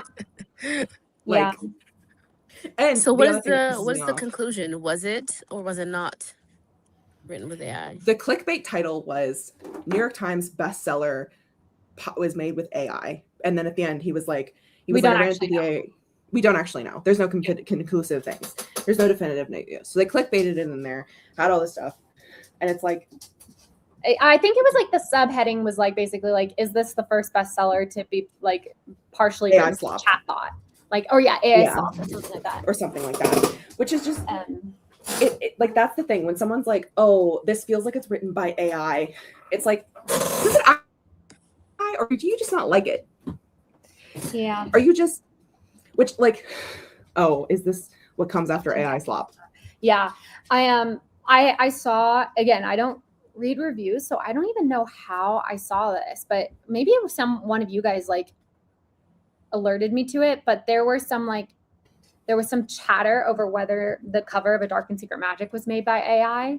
And I was like, I am so glad that my publisher literally released a video of a time lapse of the cover being designed and sketched out and edited and stuff like that. So we have the proof that it wasn't. But like, that's another thing that's kind of freaky to me is that like and this is like, there are certain things I'm like, I know it's just us and our 20 closest friends, but I'm like, I don't know how much I can share. But basically, I think publishers, at least a couple years ago, from my knowledge, were not as likely to definitively say we're not going to incorporate AI into our workflow. I think a lot more publishers these days are, being like, actually, yeah, we're seeing that maybe this isn't how we want to go, but I don't know. But like, there is like this nervousness that I have of about like signing or like whatever, of going with anybody for a publisher and like being like, how can I know for sure that this kind of usage isn't going to hit my next book? Because once I give it over to a publisher, like it's no longer fully within my wheelhouse of control. So that's like a whole other conversation of like, you could get accused for using AI, vehemently defend yourself, and then it turns out that AI was used in the production of your book and you didn't even know. Like that's like my nightmare scenario of like, oh my God, of coming out and being like, how dare you? I did not. And then it being like, well, actually, yes. Someone did on your behalf. Exactly. And that's like, which is essentially what happened to Mia Ballard with Shy Girl. Oh, I don't fully know that story, so I don't know. Her editor said that she used AI, or her editor used AI on her story, and she didn't realize, and that's what she. Oh my God. There's like a whole bunch of other stuff that's like more complicated, and to be honest, like that book is so not well written that like there's a lot of other problems outside of AI. Not outside, but like anyway, there's a whole Frankie's Bookshelf video about it that you can read that he goes over all of the like stuff in the book.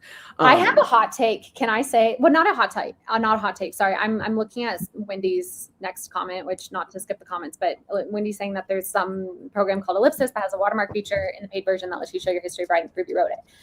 I low key am thinking about, given my injury and everything like that. So this is both a personal challenge and like not a moral ground stance, but just to like, gonna do something different here. I'm wondering if I should write the first draft of my third book fully handwritten as like a form of A, personal challenge, but also of B, having the physical evidence that I like wrote this book. So that way if like, and maybe just continuing doing that for the first drafts of every future first book, which is like kind of scarier because that's something that like, it could get destroyed. There is no backup if like my house burns or floods or something like that. I don't know. Yeah, Mullen, you're right. It's the new damned if you do, damned if you don't.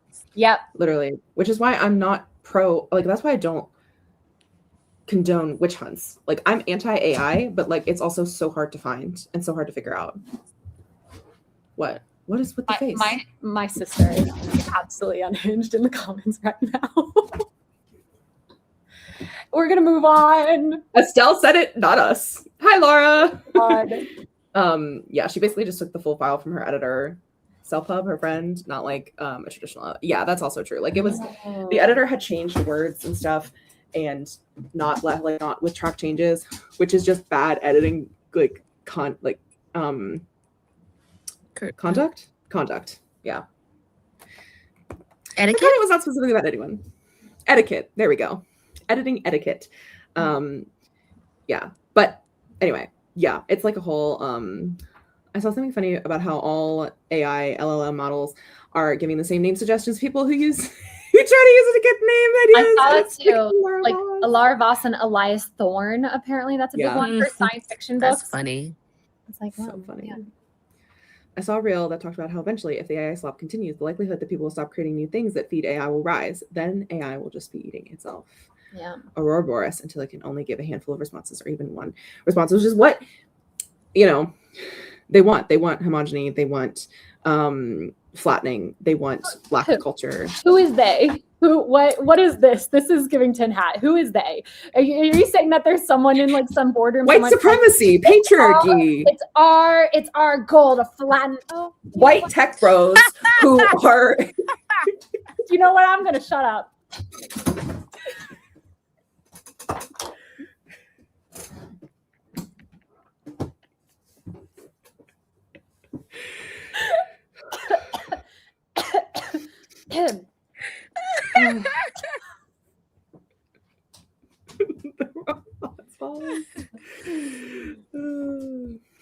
Also, so funny.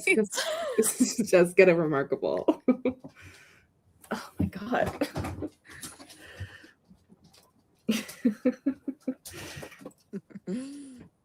I wish I was a robot. Put too much focus on STEM and look where we ended up. Yeah. I don't think so either. But I don't know.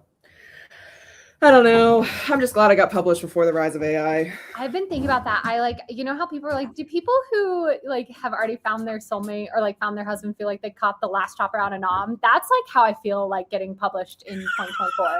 Like truly. Sorry. Like truly, A Dark and Secret Magic came out, I think, right as when like all of the LLM models were like launching, but like people were still making fun of how bad it was. But now that things are getting blended and like between like it's hard to do, like it is sometimes hard to tell. Yeah, it is hard to tell. Jod put a bookmark in the marketing channel if anyone wants to peep it and gives me some thoughts, comments, concerns. Okay. Let me see. Yeah, demonized dashes. Ugh. Yeah. Apparently Jane Austen is AI. Yep. This is also true. I don't understand these people who trust AI more than an actual person with life experience and a POV. Like bosses using AI to check their work and make suggestions, whereas if a human employee made the same suggestion, they'd have a million questions and be so critical. Drives me crazy. That's deep. Yeah. The environmental repercussions, lack of regulation, it's being pushed on us. Yeah. Also, me too, Lindsay. You posted that reel on your Instagram story, Wallace. I thought that was cute. What was his like author something? What he like like author instability or something like that? Like yeah, or ingenuity or something. It was really cute. Yeah. AI psychosis is so true. My husband got in a fight with his friend the other day because the friend said that the ChatGPT is here for me better than you. I'm so sorry to your husband. No, for the AI crisis, yeah. All right, everyone. No, we're doing accountability. That should be single and unpublished. LMAO, living it. R.I.P. for real. Yeah. Ebony Darkness Dimension Raven White could have never been an AI, and that's the true beauty of bad fan fiction. I know, but that's what Victoria AVR has been posting about recently is how people are using AI to write fanfic now. And you're like what is the actual that's fascinating. That's fascinating. Like it's like what? Like I understand. Like it's real. Like there's a pipeline for something like with. And this is so half-baked, y'all, but we're 2 hours and 15 minutes into it, you know? Like this whole, like social media, and not saying social media is like, I'm not saying this is like social media is a bad thing, but just like the idea that like you can use social media to monetize your life, finance everything. And in order to do that, you have to create this perfect image of yourself and be perfect at everything and show this perfection that people think that if they're bad at something, they like can't do it. And like you do have to write bad fan fiction to eventually write good fan fiction. I almost wonder though if it's like, okay, we were actually talking about this the other day, Katie Ann, and like we've all mentioned this before, right? As writers, right? We have all had that person in our life who comes up and is like, hey, I've got this great idea for you to write. You know, like I have an Yeah. idea for a story for you to write. And you're like, actually, no, babe, like that's for you. And they're like, oh no, I could never, I don't have the time, da da da da. But clearly the muses have gifted this person with something because they like desire it, right? And I think, you know, what distinguishes, you know, someone who writes a book from someone who doesn't is the will to sit down and see it through to completion, through all of the like ugly stages, right? Because they desire to consume a piece of content, but that content doesn't exist, so then they have to make it, right? What AI does is it actually lets, in a way, it lets you bypass that. You don't need to go to another writer and tell them to make it. You don't need to make it yourself. I think that is maybe the fan fiction element, is like these people who are like, oh, I really want to read a scene from the originals where Klaus and Caroline, you know, get together. Oh, spoilers, you guys. And like he doesn't die, and she doesn't end up having the babies of that one guy. Like yeah, I want to see them get together and live this like fantastic vampire life all across Europe and the world, right? But they don't want to go hunting for it because I'm sure that already exists. Like definitively that already exists. They don't want to go hunting for it. They also don't want to write it themselves, but they still want to read it. And so they go and they have AI make it for them. You know, like in a way, I understand that impulse. I really do. Like I have a very clear vision for a book trailer that I want for my book, that if I went into AI, I could have AI create, right? I do not know. I am not at a stage in my career where I could afford to go and hire a production team. So if I actually wanted to do it myself and do it the ethical way, I would have to hire the actors myself, secure the filming locations myself, secure the music rights myself, like all of this stuff. That work feels overwhelming. And so then there's an argument of the choice of like, well, then I'm just not going to do it, which then does feel like there's a creative vacuum there, right? It feels like there's something that I wanted to make, something the muses were calling me towards that I didn't do, whereas AI could fulfill that. But my problem is that it would I would be benefiting for free off of the work of others, without actually compensating people. And so that, like, I'm normally not of the opinion that if the option is to either create or not to create, don't create. But because there is that ethical issue of using AI, of that I would be, instead of paying the actors, instead of paying the, you know, like the cinematographers and stuff like that to create this book trailer for me, I would be using AI to create it. And so there is that creative thing happening, but it is, in my mind, it is stealing. And so that is the ethical line that I draw, and that's why I'm not going to do it, right? And that is like, that we do have to be careful with our creative energy, because even though I really want to see this book trailer made, like I have such a specific vision for it, but it would cost probably over $10,000. Even if I decided to do it through animation, of like hiring like someone to draw it rather than doing, actually it'd probably be cheaper, honestly, to like guerrilla style film it rather than having like an animator for it. But I legitimately don't think I have the bandwidth or the space for that. But even though AI is an answer to that, and I could create it from that, I'm not going to, because of the theft element, which is like so in theme with my book and thievery. And anyway, it doesn't matter. We don't need to be my book has nothing to do with AI, so that's fine. But like, yeah, it's just to me, it's like, my question is like, so you want to read this thing, right? Like, I get it, just like it just doesn't compute to me. Like I literally cannot make it make sense.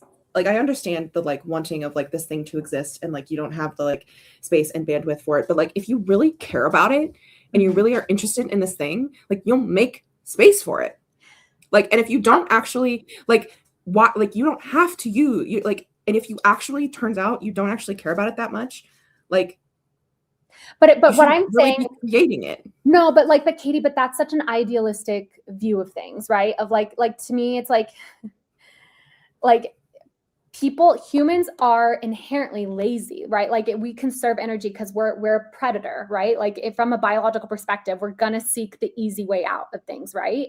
And so I actually completely understand. Like to me, and granted, maybe that's like, you are so driven by your art, and I'm like, and I've always respected that for you, but you need to understand that that is something that makes you unique, right? Most people aren't inherently like that, where it's this moral, ethical thing of I need to have created it myself. Like if there was a way for AI to truly not have been trained on other people's work and like if you could just create stuff with it, like, and whatever. I know that's not possible, but do you understand? Okay, like, use a human who will create it for you. Okay, let me rephrase That's what I'm actually. saying. Let me rephrase this actually. The If ethical AI thing is to use a human who will create it for you. But Katie, let me finish my sentence. So if AI companies got for real about compensating the people that their work was trained on, right? I actually would not have as much of an issue with generative AI as I do. Whereas I think you still would, because you would still be like, this feels soulless because so much of it was pushed through a machine, right? For me, it is the theft element, not the creation element itself.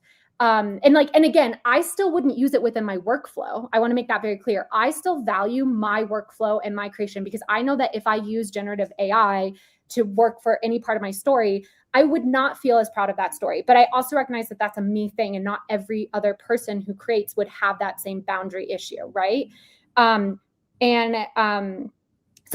for example, if I knew I could use a generative AI thing to make my book trailer, and it would be ethically paying the people who had like trained it correctly, I might use it, because I don't get the same creative fulfillment from filmmaking as I do from writing, you know? And I could be like, wow, I could get this done in a day and put it up and market it immediately, versus, like taking 3 months to film this book trailer. I don't know. See, this is the thing. I don't know anything about filming. So I don't know how long it would take, what the logistics are, anything like that. It takes a very overwhelming task and makes it doable, because inherently doability is something that I think most people move towards, right? We don't want to make things harder for ourselves. If there is a tool, like humans, that is like how we are human, is we make tools to make life easier for ourselves, right? That's like how we evolve.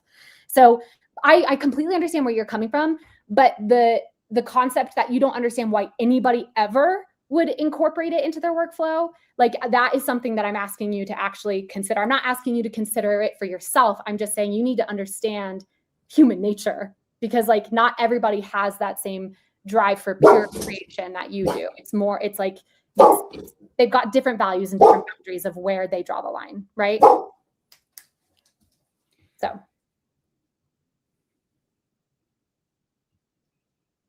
I just don't think I agree with the assertion that we should always be moving towards making everything easier. Did I say should? No, I said that's what we do. I don't think that's what we should. I know, but I think AI is rewarding behavior that I don't think we should be moving towards, because if we're all going to get lazier and do things that are easier, like we're all going to end up like the people in chairs in WALL-E. What's crazy is that is already our life, and your life is already like, think about how convenient your life is compared to a woman in the 1880s. And it is wonderful and amazing that you don't have to spend all of your day like doing laundry, right? And in a way, that's the beauty of AI, right? All those people who are saying, I want AI to do my laundry so I can write my books, you know? Well, yeah, that's why I'm pissed off that AI they're using AI to do the things that we should want to be doing, and we should be doing if you want to do it. I don't mind. That's what we were saying. I don't mind the AI that just takes out the background, because that's been around way longer than when it was AI, Right, but there could be photo editors from the 70s who would be horrified at you using a computer generated background remover, because then you're not fully understanding the art behind it. You're not fully understanding, right? No. And here's my they're thing. right. And here's my thing. I would not call myself a photographer and say that I make great photography art and create great things and do the stuff because I use a background generator. Right. Like, people are saying I'm a writer. I write books when they don't write them. Right. But like, I don't think just saying like, oh, I'm not a photographer, I don't think that absolves you in the same way that like if someone were to be posting fan fiction that they generated with AI, like, and they're like, oh, well, but I'm not a writer. I want to read these. And so I'm posting it. I don't think that absolves them of the moral like issue. But like, again, the background remover isn't a moral issue. There's not work that's been stolen, right? Here's my thing. I'm not trying to change your opinion of like what is ethical or what is morally correct or what is creatively correct. The only thing that I'm trying to make you question is your feeling of like, to me, it seemed like you truly couldn't comprehend why people. Yeah, I can't really comprehend because I think it's lazy to do that. Well, but humans are lazy. That's what I'm saying. And I don't think we should be. I think we should be encouraging not being lazy. That's fair. That's fair. Believing people should have a certain behavior is fair. Being unable to comprehend something to me is like that in itself is laziness. You know what I mean? Like the inability to understand human behavior and the ability to try and understand it. You can disagree with it. Just because you understand it does not mean you agree with it. Doesn't mean you condone it. Okay, I like understand it, I guess, but like I don't understand how anyone could ever have satisfaction, how anyone could think it's okay, how anyone could be like, yeah, you know what? I'm just as good as you because I used AI to write. Like that's just you're fucking insane. Well, but it's like it's the microwavable lean cuisine versus like a true real home cooked meal, right? There's gonna be the person that's like, oh yeah, I'm fed, so it's the same, right? And like to them, that's a valid statement, right? Like the person who creates because they want to consume and they use the shortcuts because they don't want to take the time. There is like they for that person and their balance of moral scales, they get the same satisfaction that we do from fully creating a book, right? That because of who they are, because of the building blocks of their personality. That's what I think. They shouldn't get the same satisfaction. I don't. And that's fair. That's fair for you to have that. I'm not trying to make you be like, no, you should be okay with it. That's not definitive. It's more of like I think understanding is like helpful. I understand it. I do not empathize. That's fair.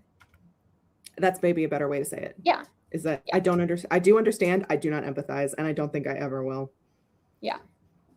Anyway, I hope everybody's been enjoying this conversation because we've been in it for like an hour. Sorry. Let's see. What do we say? Also, this is so funny. What do you think? I think she's talking on the phone to somebody. Wait, are we giving schism right now? I don't think we're giving schism. I've been interpreting this as a lively conversation. Yeah. Sorry, wait, what about Grape? Oh, we were just wondering what had taken you away from us. Oh, my sister's going to a wedding tomorrow, so she's in the store looking at dresses, so she needed my opinion. Oh. And then I remembered that I put a chicken in the air fryer, so I had to go check on that. Yeah. But I'm back. But you only have me for 8 more minutes because I put some lasagna. Are you coming back though? Are you gonna come back? Or are you just gonna become lasagna?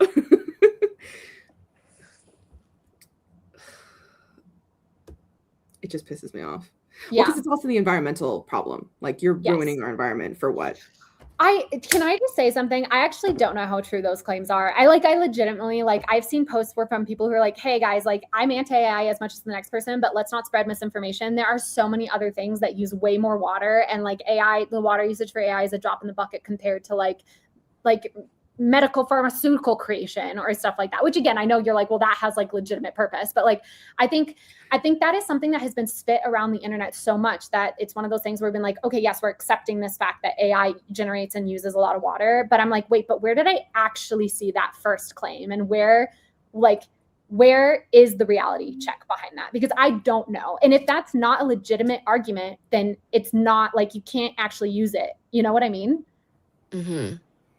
I think it's also the number of these data centers that are being built and where they're building them at. I know. So, I agree with that. Yeah. Like that's a huge question in Colorado right now of like their power, like Colorado is dealing with drought and we're dealing with power imbalances and stuff. And they want to build these data centers in, communities where you're like, where are you putting it there? Why are you putting it there? Because, those are disenfranchised people who can't argue and who don't have the support. Don't have the resources to fight it. Exactly. No, I'm like 100% on board with that because that to me, that is like, that's local news that I've been paying attention to. And I do feel educated on that. But like the water usage, I have seen enough people be like, guys, that's not the argument you think it is. That I'm like, and to me, to be fair, it's on me for not going and like actually looking up what is the data, what is the reality there.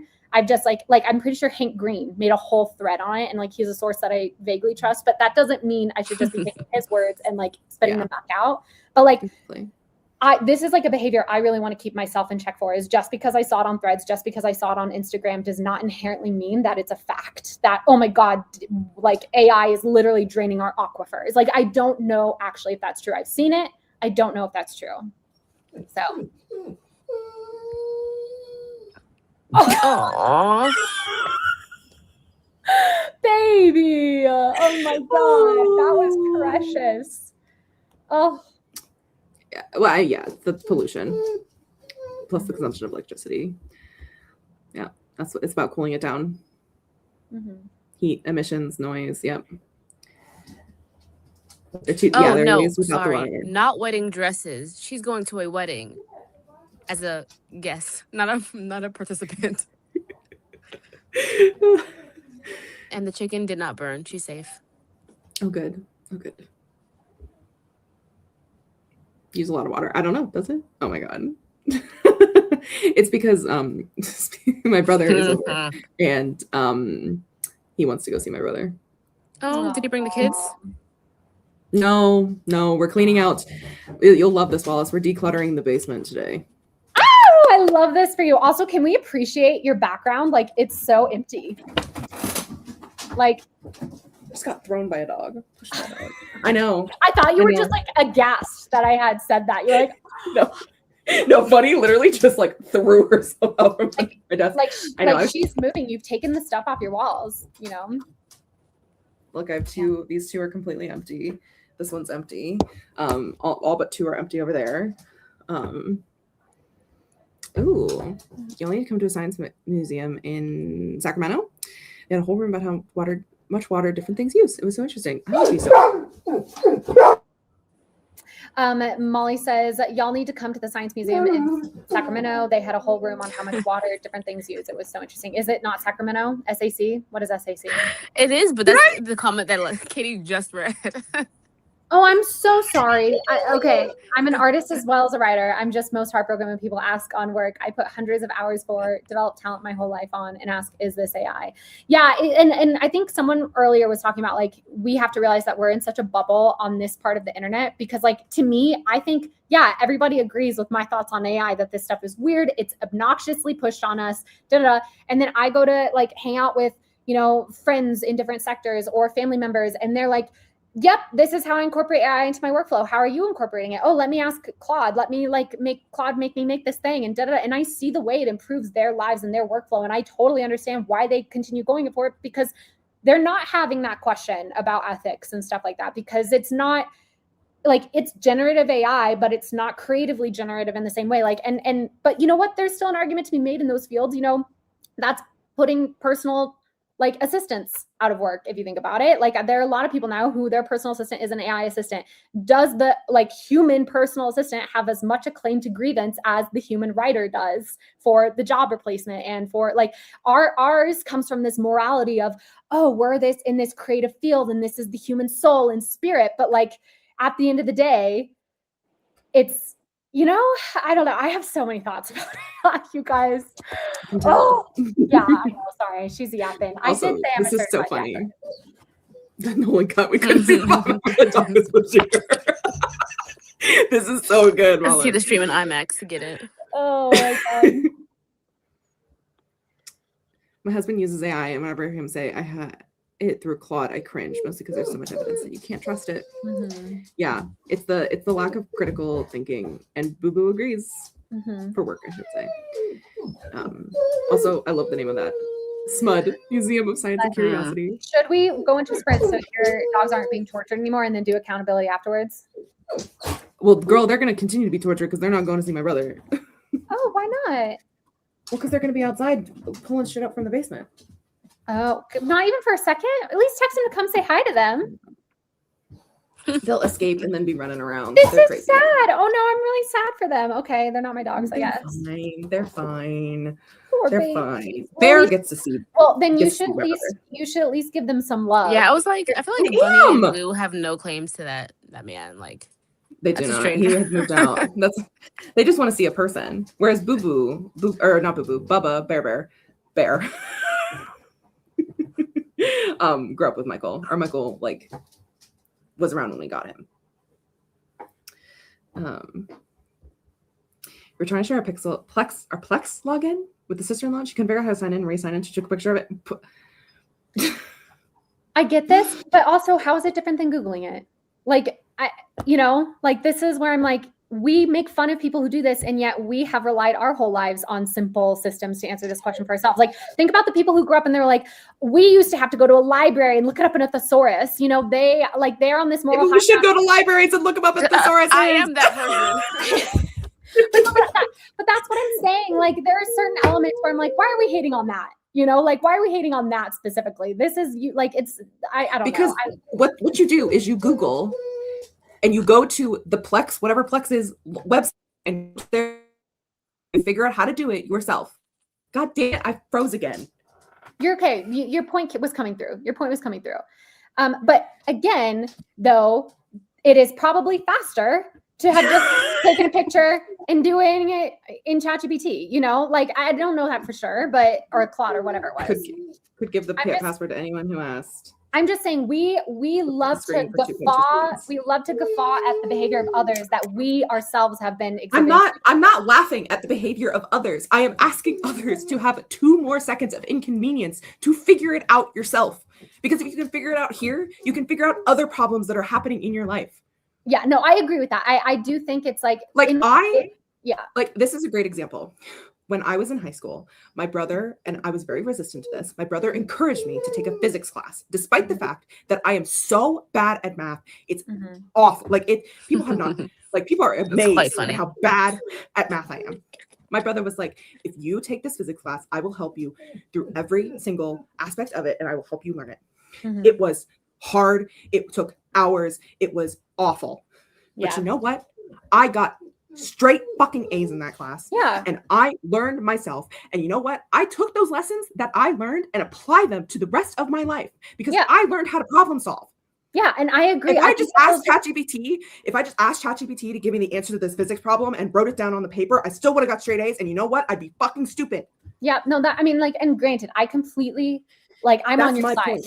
I'm on your side. I'm not laughing at somebody. I am not laughing at somebody. Okay. I am asking for us to actually think and solve problems, and instead of ask chat, because sure, it's easier to take 2.2 seconds to ask Claude or ChatGPT, how do I sign into Netflix?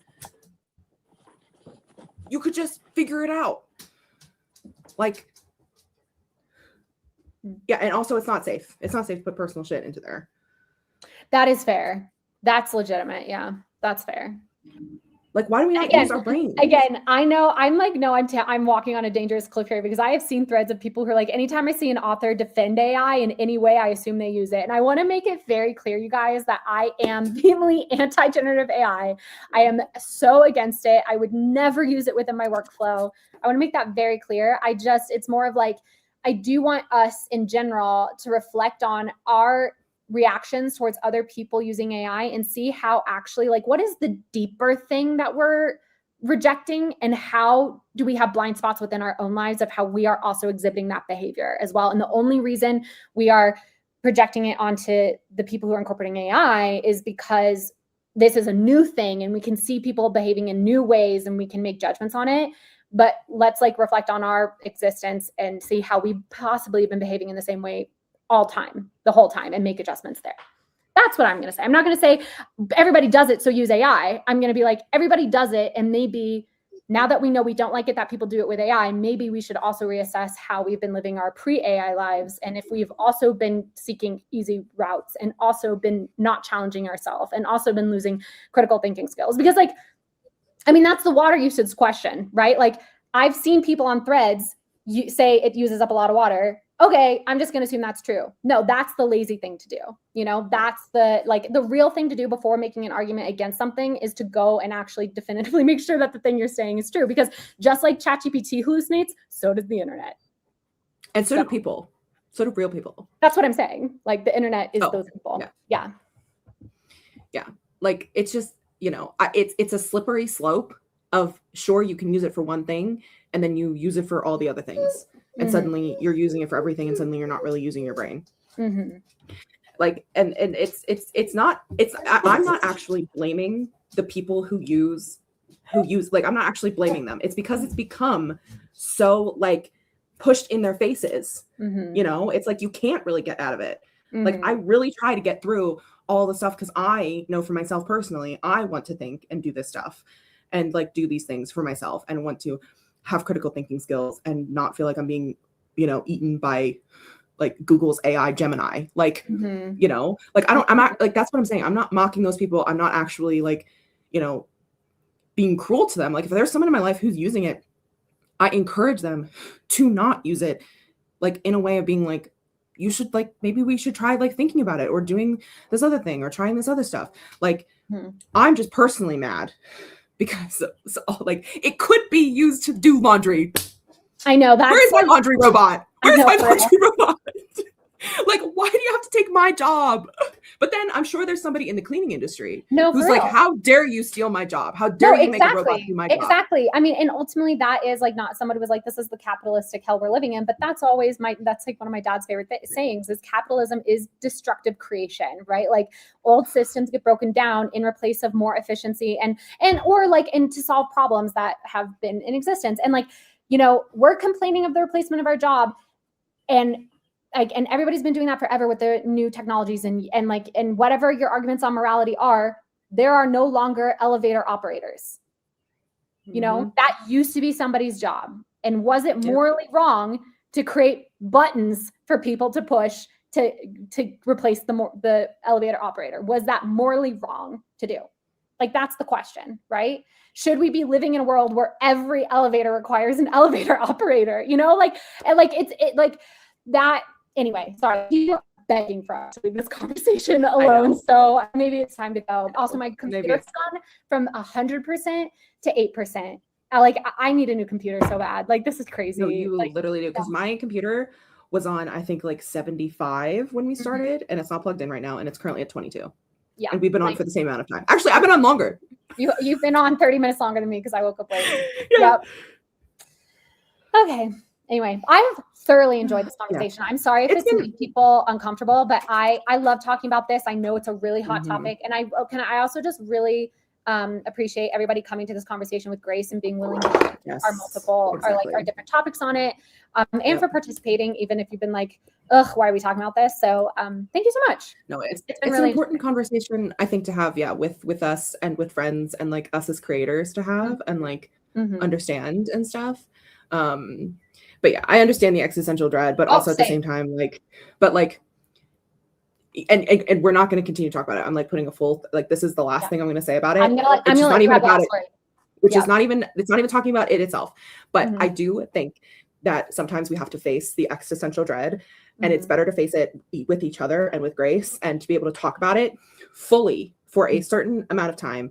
And then instead of just like kicking the can down the road and like doom scrolling and talking about other shit that like other stuff that might be important too, but like sometimes it's good to look into the existential dread and look at the nuance with your friends who understand who you are. Definitely go get some ice cream. Go get some stuff. We're gonna do a short sprint. Just to cool off, to kind of let everyone's brain relax. You know, you're allowed to do some doom scrolling now. So we're just gonna do I think it's like a 15. Perfection. It's just a little, just to like let everybody kind of decompress a little bit.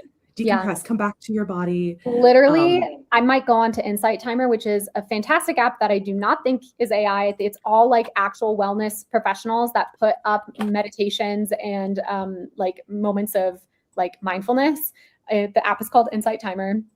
I'm going to do that for 15 minutes, I think, as my like daily meditation. So, which is lovely. Highly encourage everyone to, if you feel the need to scroll, I'm not going to, you don't have to tell me, you don't have to, like, I'm not going to judge you, but I would encourage gently to perhaps do an activity that is more enriching to you. Like, you know, maybe open the window, get some fresh air, pet your animals. Literally ground in the real world. Get a drink. Touch Go grass. get a drink. No, like grass. actually, like legitimately. This is an existential topic. This is an existential thing that's going to be happening in our lives. Go and ground in the real world. Also, Katie, did you leave me a 5-second voicemail where you just said it's Friday? Yes. I sure did. Fair enough. All right. And you know what? AI could never. Play tug of war with your dog. You know, just do something nice for yourself. Truly, whatever is nice for yourself. Like, go get some water, wash your hands, maybe. I don't know. Just like, so 15 minutes. Let me read. There we go. Wash your hands. I don't know. Like, sometimes water, you know, like cold water is nice and grounding for like your vagus nerve, you know, and like feeling clean. I don't know. Maybe it's the tism speaking. Okay.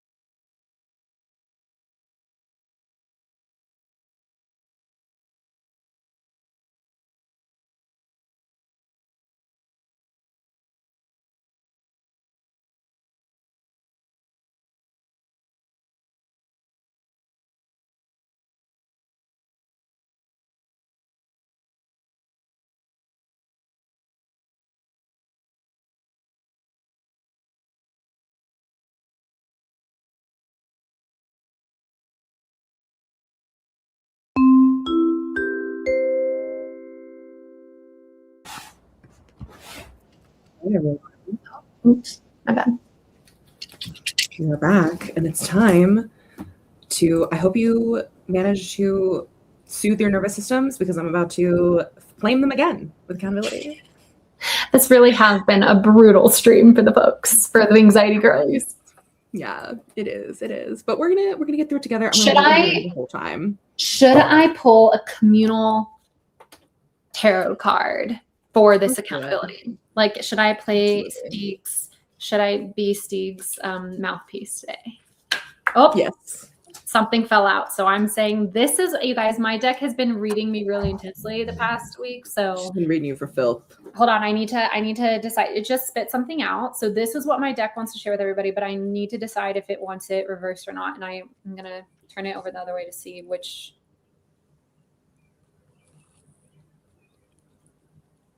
Oh, interesting. Hello. Oh. This way. Oh my God. It's the Ace of Wands, which I believe is like a gift and like a yeah, will you labyrinthos that? I'm pretty sure that like usually the aces We labyrinthos that. the aces are usually some form of offering or gift in my memory.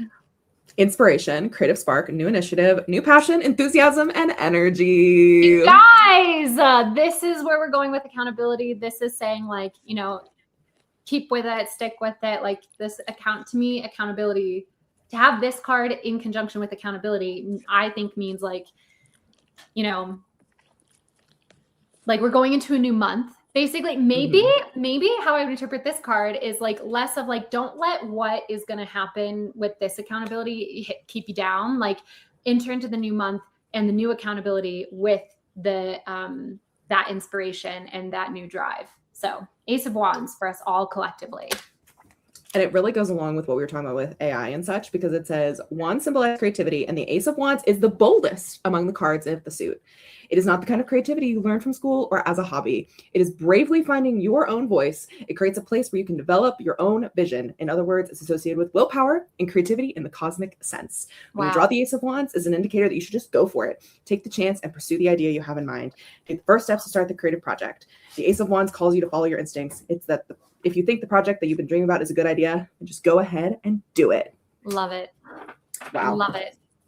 What an iconic one. Yeah. See, let's take that. This is how I know my deck is sentient, because when it's been giving me personal readings this week, it has been so like not negative, but it's been so tough love and so specific to the questions that I'm asking it. And I've been like, well, maybe it's just like feeling negative these days. No. So she's sentient. A great use of your time. Malin. Mm-hmm. Molly opened the dock and played with farm animals. Solid sprint. Absolutely. Playing with your kiddo. Oh, got an ice cream cone and a bowl of party mix. I feel better. Amazing. I hope you all feel so much better. I promise I won't be too hard on you all. Lovely to hear that when I have a plot bunny that won't let go of me. Yes, Lydia. Also, where's your chimes, Wallace? They are currently packed away, but wouldn't it be so funny if I took those on the Camino? Just like the whole. I was gonna say you're taking those on your 10-week long journey. You just like put them on the end of your walking stick. My stick, and I'm like the girl with the chimes.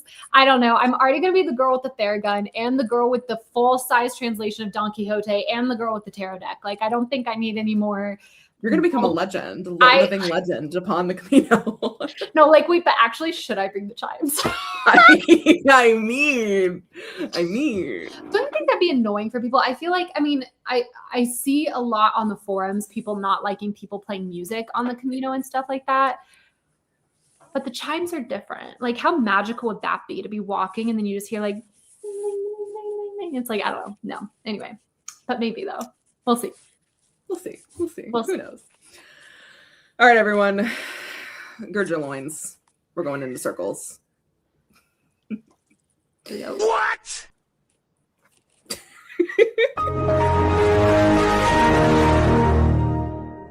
No! God, please, no! No! Anna oop, indeed. Because guess who's up first? Bellissimo. Bellissimo, would you like... Would you like to talk about these? Would you like to talk? Okay. Yap about it, queen. Okay.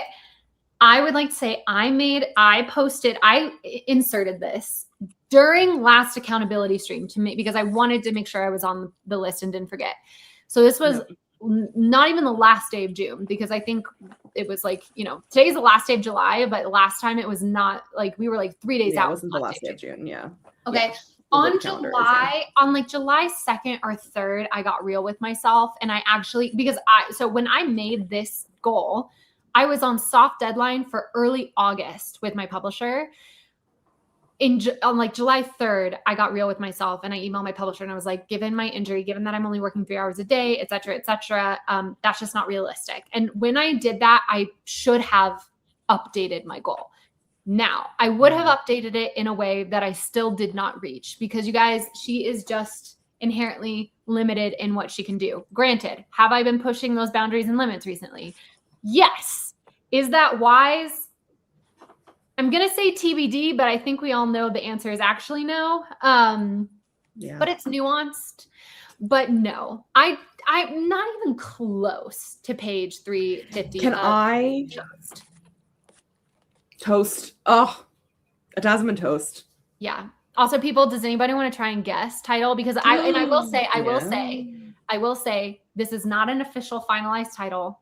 So don't like get super hyper excited, but like this is the current. No, please do, and flood the Instagram with how much you love the title. Thank you. This is more official than About You, but it's not like, it's not on the cover yet. Okay, things are not 100% finalized, but yeah, give me what we think Toast stands for. But anyway, not even close, because Toast is going to be roughly 400 pages. So to be 350, I wanted to be like basically 80% of the way through. That's not where we are, but I am so happy with how I did this month. And in fact, I did make myself a secondary goal and I did not reach it. Like I basically wanted to try and get to a certain word count by the end of the month, like certain word count within, Grayson, you've got the cadence. I will say that. Time of sweet time. You've got the cadence. But yeah, so I'm happy. Two of those words are correct. True. 2 of the words are correct. So Katie, can you adjust in progress to, what are the options?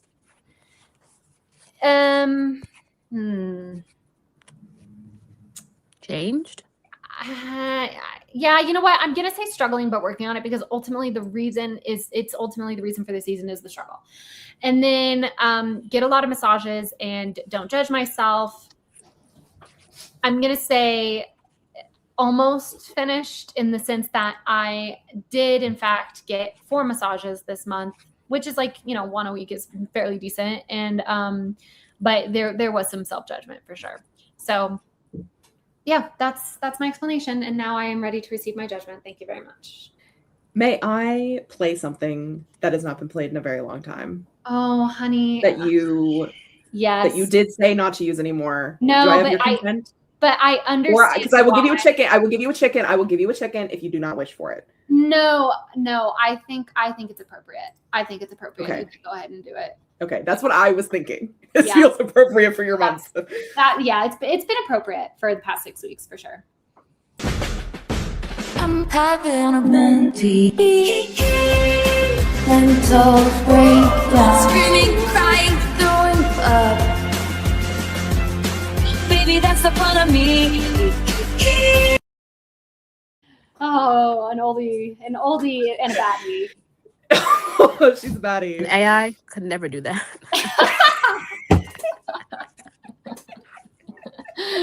Could never, could never. Wow. The tides of this and that. The taste of. Oops, forgot the S. I like toast nickname. Though it makes me hungry. Excellent. I love toast. Toast and a dasm works. Yeah, toast and a dasm. Yeah. Oh, Lindsay's never seen that one from the vault. Yeah, that was an Apocalypse special. Yeah, it was Apocalypse special that we retired. We retired for after my last Camino occasions. After my last Camino. So necessary. it is honestly so like appropriate that appears right returns. before I go on my next Camino, which I do want to indicate, like me signing up for this Camino has nothing to do with what happened to me this summer. I signed up for this Camino back in March. So they were kind of like coinciding a little bit, but one was not the reason for the other. But yeah. Anyway, taking our sweet time. That's funny, actually. Think of for toast. Also, Wendy's song of the month. I'm sorry, Wendy. Yeah, I'm I sorry. do apologize. All right, next up is me, Katie-tastic. I did in fact finish the F1 book. Yes, you did. And I did in fact have very much fun dog sitting. I mean, this is a girl. You completed a book. It's automatic what you get. Oh, supersonic. Your Jod approves.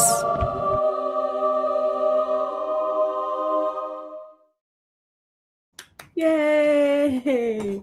We Very finished well another book. Finished another book. Are we finished surprised another or are we not so surprised? We're not so surprised. We knew you could do it. Not so surprised. Not so surprised. It was a second draft, which was still a complete rewrite. And spoiler alert, y'all! I started reading it the other night. It kind of It's kind of great. It's kind of great. Yeah. I kind of still love it, which is very rare for me. Very, very rare. Insane, by the way. Yay for finishing the book. And I only do something this quick. And I did it with pure delusion and creativity in my heart. Yeah, that's true. Oh, I started clapping IRL, then realized you couldn't. We can hear you in our hearts. We feel the beat of your clap in our chests. I do. Thank you, Wendy. That makes me feel some like emotional. Like I love that. All right. Next up, we have Mars. Read 3 books and/or watch 3 movies from the Demon Book Research List and Metric Concert, both of which are completed. Watch the YouTube documentary on demons and the skulls, along with reading The Lesser Key of Solomon. Concert was super fun. Oh, sounds like the perfect summer. I'm gonna give you a Meryl. Hell yeah. Meryl. Yes. Yes. Nice. Next up, we have Jod outlined the werewolf. Werewolf.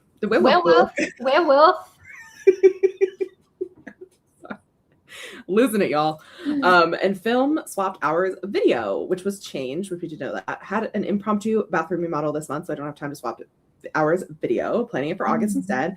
I need a few more plot points to round out the book, but I think I'm ready to start drafting. Wow, huge Jod. That's awesome. I'm giving you a hell yeah for that because I'm so excited. Oh, hell yeah! Absolute slay. Oh, I'm so excited, Jod. And I think that the swapped hours video will work really well when you are drafting, I think, as well. I think that'll be good. All right, next up we have Grayson moonlighting as Gwen Yarrow. Oh. Write 15K words across my writing projects, Project Faye, Project Popstar, or TBD new project, and attempting a no by month, which was abandoned. Ugh. Oh my God. Wrote 8K and finished draft 2 of Project Faye and seeking beta readers. Elsewise, I have planted a seed for my sapphic vampire project, full on rant on my newsletter about the no buy trend. Ooh, I'll be very curious to read. But Grayson, you finished a book, baby. Your Jod approves.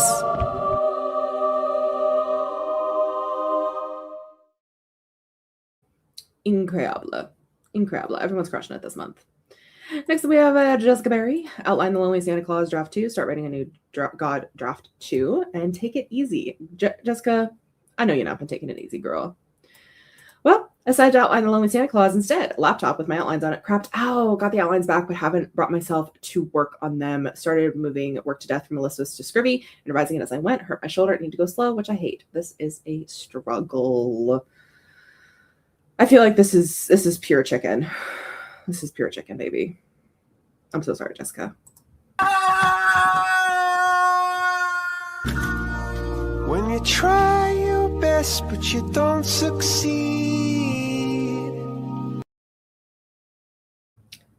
That's really how you hurt your shoulder, Jessica, was rolling as a chicken off the roof. Next up, we have Molly, finish draft 2.1 and have a month where nothing catastrophic or life-changing happens, which was completed. Very glad to hear and see. Maybe writing an entire draft in a month was a smidge unrealistic, just a scooch. But how close did you get, Molly? Or how much have you written? I think you've written fairly a lot. But I think for a lack of house disaster, wrote 35 of 57 chapters. And I think I finally figured out my main male character, so I'm happy with that progress. Okay, that's over half. Nope, is it over? Yeah, that's over halfway. What's 35 divided by? I told you guys I'm abysmal at math. Like literally the worst person you've ever met doing math. Oh, 60%. Look at that. All right, I'm gonna bump you up to a hell yeah. Did you just Google it instead of doing the long division yourself and getting the achievement? I used a calculator. I did not Google it. There was no AI on that calculator. Interesting. You didn't use an abacus to figure it out and use like your internal brain and systems for figuring it out?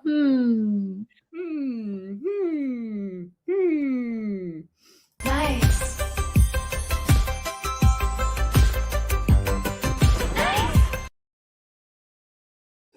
Nice. Maybe I'll get an abacus. And then we'll spend 40 minutes. That would literally be so you being like, you know what, Wallace? Bet I'm gonna start doing math. Like I'm gonna learn literally like ancient Egyptian, Greek, and like Mesopotamian ways of doing math just to prove a point. And you know what? Maybe you do that and suddenly unlocks a whole extra layer of your brain. And you're like, wow, everybody should be doing this. Actually, the ancients. No, literally. Like imagine I do that, and then all of a sudden I can actually do math effectively. And like she's actually good at math. And then you're like, I go and I get my astrophysics degree, and I live my dream of looking at black holes and figuring them out. Oh my gosh! And you like solve the problem of time dilation, and you save humanity. And Matthew McConaughey does not have to go. No,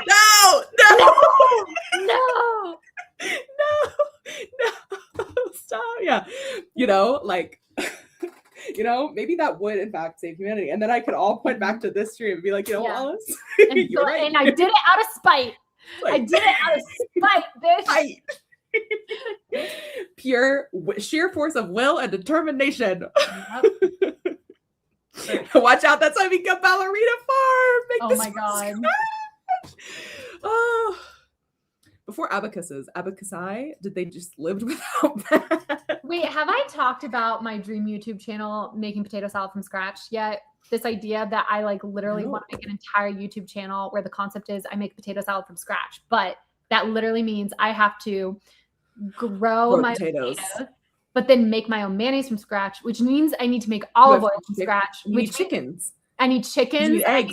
No, literally, I need a water harvester. Like, and every video would begin with that really famous Carl Sagan quote of, if you want to make an apple pie from scratch, first you must invent the universe. I'm like, I want to do a whole like life project. Actually, I love that. That's so fun, actually. This is a whole thing I want to do. And it actually, you would think, potato salad, like that's decently easy. No, actually, it's hard. So complicated so fast because of the mayonnaise. And like, if you add in like vinegar, vinegar. I'd have to grow wine. I'd have to make grapes. Or apple cider vinegar. Like I'd have to grow apple trees. Like it is like a 20-year project, but this is like my magnum opus is making potato salad from scratch. Like specifically my grandmother's recipe for potato salad from scratch. Wait, I love that. Yeah. I think that'd be so much fun to watch actually. Yeah. Yeah. Anyway, sorry. You make my mayonnaise, but instead AZ because I don't make the ingredients to make the mayonnaise. Yeah.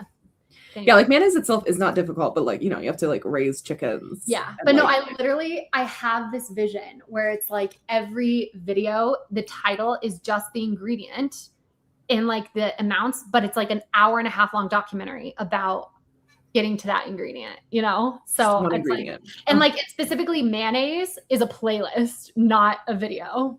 Because it's like, but like the potatoes, that could be an hour-and-a-half long documentary of me like tilling my land, figuring out how to grow them, like everything like that. But like salt, I'd have to harvest my own salt somehow. Like I'd have to go find an ocean and I'm serious. Like this is such a dream that I have is making potato salad from scratch. So yeah. Like it's giving to me, it'd be giving like salt, acid, fat, heat, where it's like this, like, it's this culinary exploration documentary. Anyway, sorry. And it's like from like a scientific interest perspective of like you are learning all these. Yeah, like, it's not meant to be trad wife. It's not meant to be trad wife. No, it's not like, you can do this yourself. Like it's a like, look at how hard it is for us to make food. No, and literally, get more that's like food. that's the concept. Is like look at actually all the moving pieces that have to go into making such a simple dish. So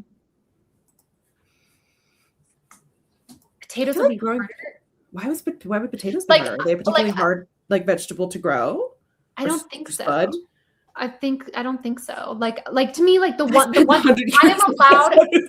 The one things I'm allowed to do is procure like truly like the stopgap ingredient. Like there's no, I don't know how to get potato seeds or whatever without just getting potato seeds, right? Like I don't need to go Right. out and harvest those. Like I can just order potato seeds, but like I couldn't just order like mayonnaise. I couldn't just order vinegar because vinegar has another like step down ingredient, but I could order the grape seeds for the vinegar making process, you know? But like, yeah. I don't, yeah. Colonize an underdeveloped nation and take their spices. No, guys, that's not the vibe. Their original ancestors? I thought so too. Just more waiting. Yeah, like the waiting part of it. Yeah. And so because of that, I guess I could also just order salt, but I still think that would be a fun video of like literally going to and here's my hot take. Because a lot of these ingredients would be like slightly shifted because I'd have to make it work for me. I actually think this potato salad will be disgusting. And so that's the big joke at the end is that literally the final video is assembly and I assemble everything and then I take a bite and I'm like, ass. after like a decade, making potato salad, growing a vineyard of like all this stuff and just being like, I don't like it. No, that's so good. I love like that. It's like it'd be like the ultimate Shaggy Dog joke of like, look at all of this effort I put in to make a halfway bad potato salad. So funny. It would Anyway, be okay. Anyway, sorry. Thank you for sharing. Next up we have Norway Bananas books, which is Stig. Finish Act 3 of the Cowboy book and read 2 books. I know for a fact he did read 2 books. 2 books were read. I know for a fact. And I don't know do we know if he's sorry. Click the wrong button. Do we know where he is in the Cowboy book? Does anyone know? Finish Act 3? How many acts does he have? Is that not just finishing the book? I think he's on 4 acts. Oh, okay. But I don't know where his Act 3 ends.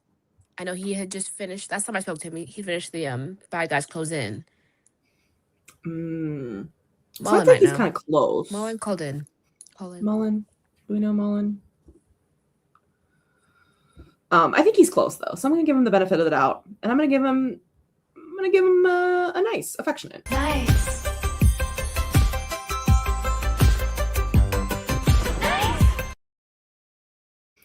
All right, next up we have Crystal, finish revisions for book 2 and Project Leather Jacket, and do my physical therapy, exercise, and go to the gym at least once a week, both of which are almost finished. So Project Black Leather Jacket is done. Book 2 is not. There's just a lot to do. I tried and have one more physical therapy session left, and then I'll be switching to the gym. Oh, Crystal, I know you've been working your ass off. So I'm going to give you, you know what? I'm going to give you a hell yeah. Oh, hell yeah.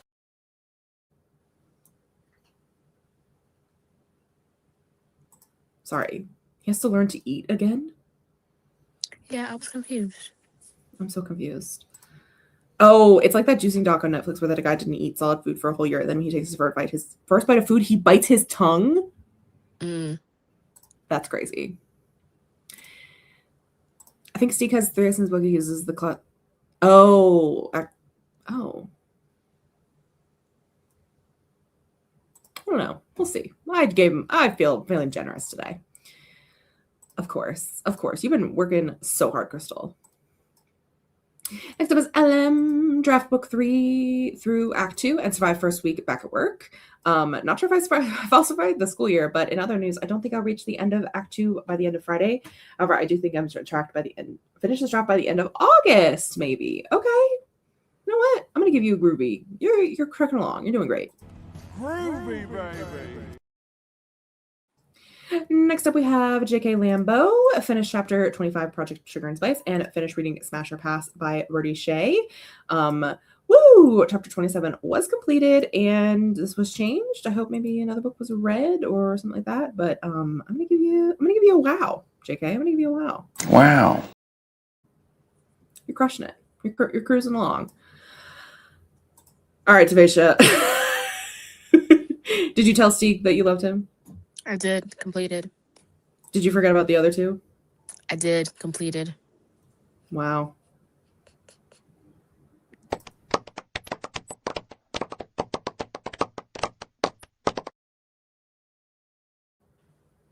How dare you? No, Stig put that in there. I didn't put that. I know. That was the false one. Part 2. Do you want to talk about it?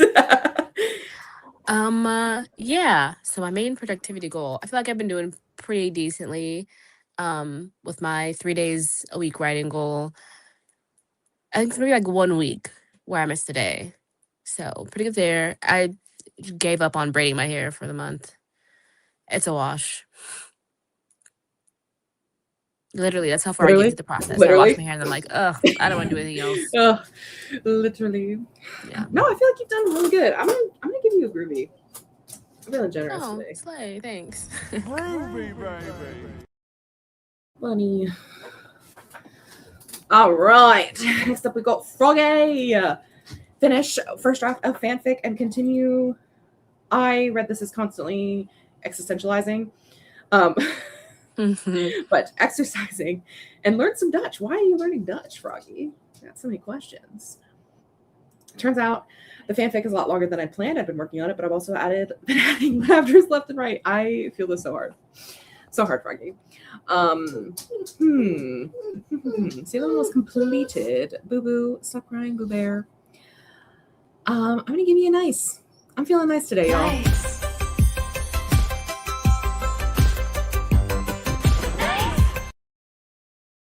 Damn, everyone and their mother put themselves on this list today. I thought we were almost done. Look at that. There's so many. Next up, we have Zainab, who's been killing it on social media. If you're not following Zainab, you should be, because Zainab is doing awesome. Finish this damn draft 3 and read other books. Although, is this which Zainab is this actually? Which Zainab is which? Anyway, both of which are in progress. I guess we have our first. So no Update.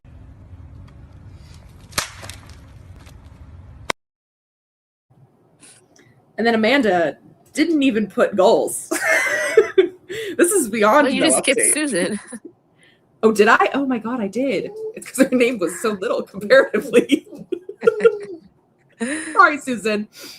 Finish final draft of the mine and a trip for granddaughter's birthday. Lagasp, I'm old enough to have a granddaughter. I'm sorry. Jesus, Susan. What?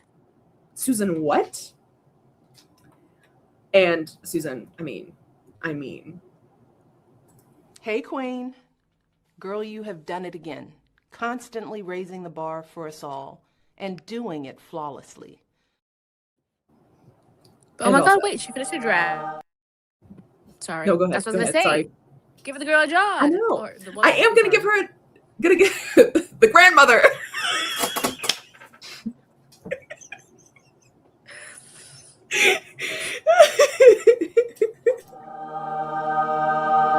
Your Jod approves.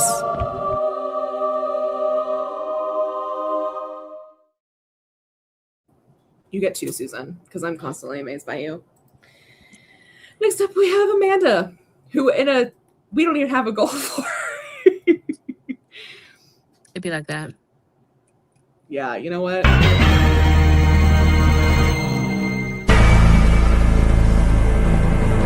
Fatality. Okay, so it's Keiko. 40K this month, mostly in Project Owlite and reading, both which are in progress. Keiko, where'd you go? Keiko, I know you were here, but you left at some point. I've not seen you pop up in the chat. So, unfortunately. So no Update.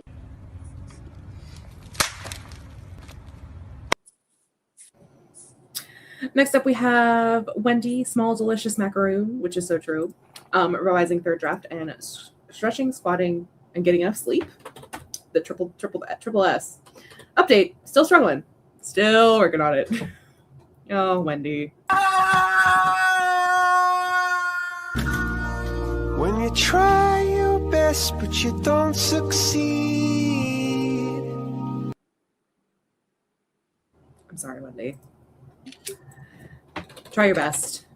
Next up is Lizzie. Write for 10 minutes for 20 out of 31 days, and at-home yoga for 25 out of 31 days, specifically after work. Update, currently work, so unsure of how many days I completed, but I don't think I achieved my goals. I at least tried my best, and that's all that matters. So true. I feel like this can be a groovy.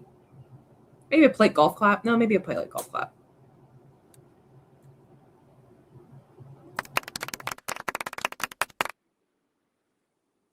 There you go. You tried your best. And you, like, maybe succeeded. Next was Emily. Reached 70K words in Calbian's draft and read 2 books and 1 audiobook, both of which are completed. Hit 70K early. Oh my God. Absolutely incredible, Emily. Yes. Next up, we have Nina. Right. So. Both of which are completed. Wrote, and made the first steps. Sewing things, baby steps. Oh, yes, Nina. Yes, Nina. Oh, hell yeah. Woo! Next up, we have Alara. Passed my library science class with 100% and asked for a raise at work. Both, one of which was completed. Passed with 101.2. Scorching hot, baby. At work, I have been going above and beyond. I have good rapport with the executive director after the meeting yesterday, but the company does not give raises but beyond 3% once a year. But they're talking about giving me a promotion, which would come with a raise. Oh, I love that. Well done for advocating for yourself, Laura. Absolutely incredible. Hey, Queen. Girl, you have done it again. Constantly raising the bar for us all and doing it flawlessly. Like, that's what we all should be striving for, is asking for a raise when we deserve it and passing our classes. Hell yeah, Laura. I'm proud of you. And finally, last but certainly not least, we have Kat. Finish part 1 of beta reader feedback and work out and get that 3 degrees back in my foot flexibility. Like, you can flex your foot 3 degrees more? Question mark? Is that what that means? But we have almost finished. Oh my God. Just deleted it. Mubby. And in progress. Main goal, I'm just going to say you can rush perfection. Yes.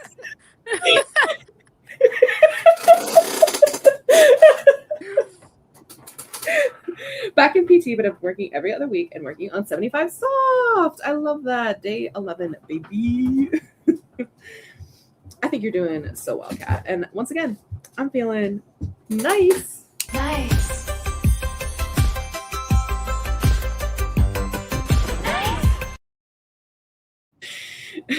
Katie giving ratings 1 for this cat. Yeah, love a typo. And also, Lynn comes in with, pretty sure Zainab did finish draft 3. She told me she started draft 4. Doc, so absolutely amazing. We love it, Zainab. Groovy, baby. Oh no, she finished the draft. Hold on.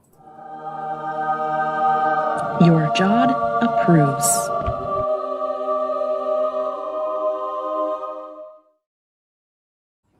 And already started on draft 4. Crushing it. Because Z does not think that's them. Sounds like me. I had to finish a draft 1 and did play golf clap for myself. I was nearly done already at the beginning of July. Also, yes, because she's so incredible. I'm obsessed. Could write an essay, but just spend that time on a book. Thank you for the chicken. He feels like family at this point. That's so funny. That's funny. That's so fucking funny. Yes, so many people doing things. As always, you are more than welcome to pop yourself on the sheet. And since we had such a tough discussion today, I'm not even going to shame anyone.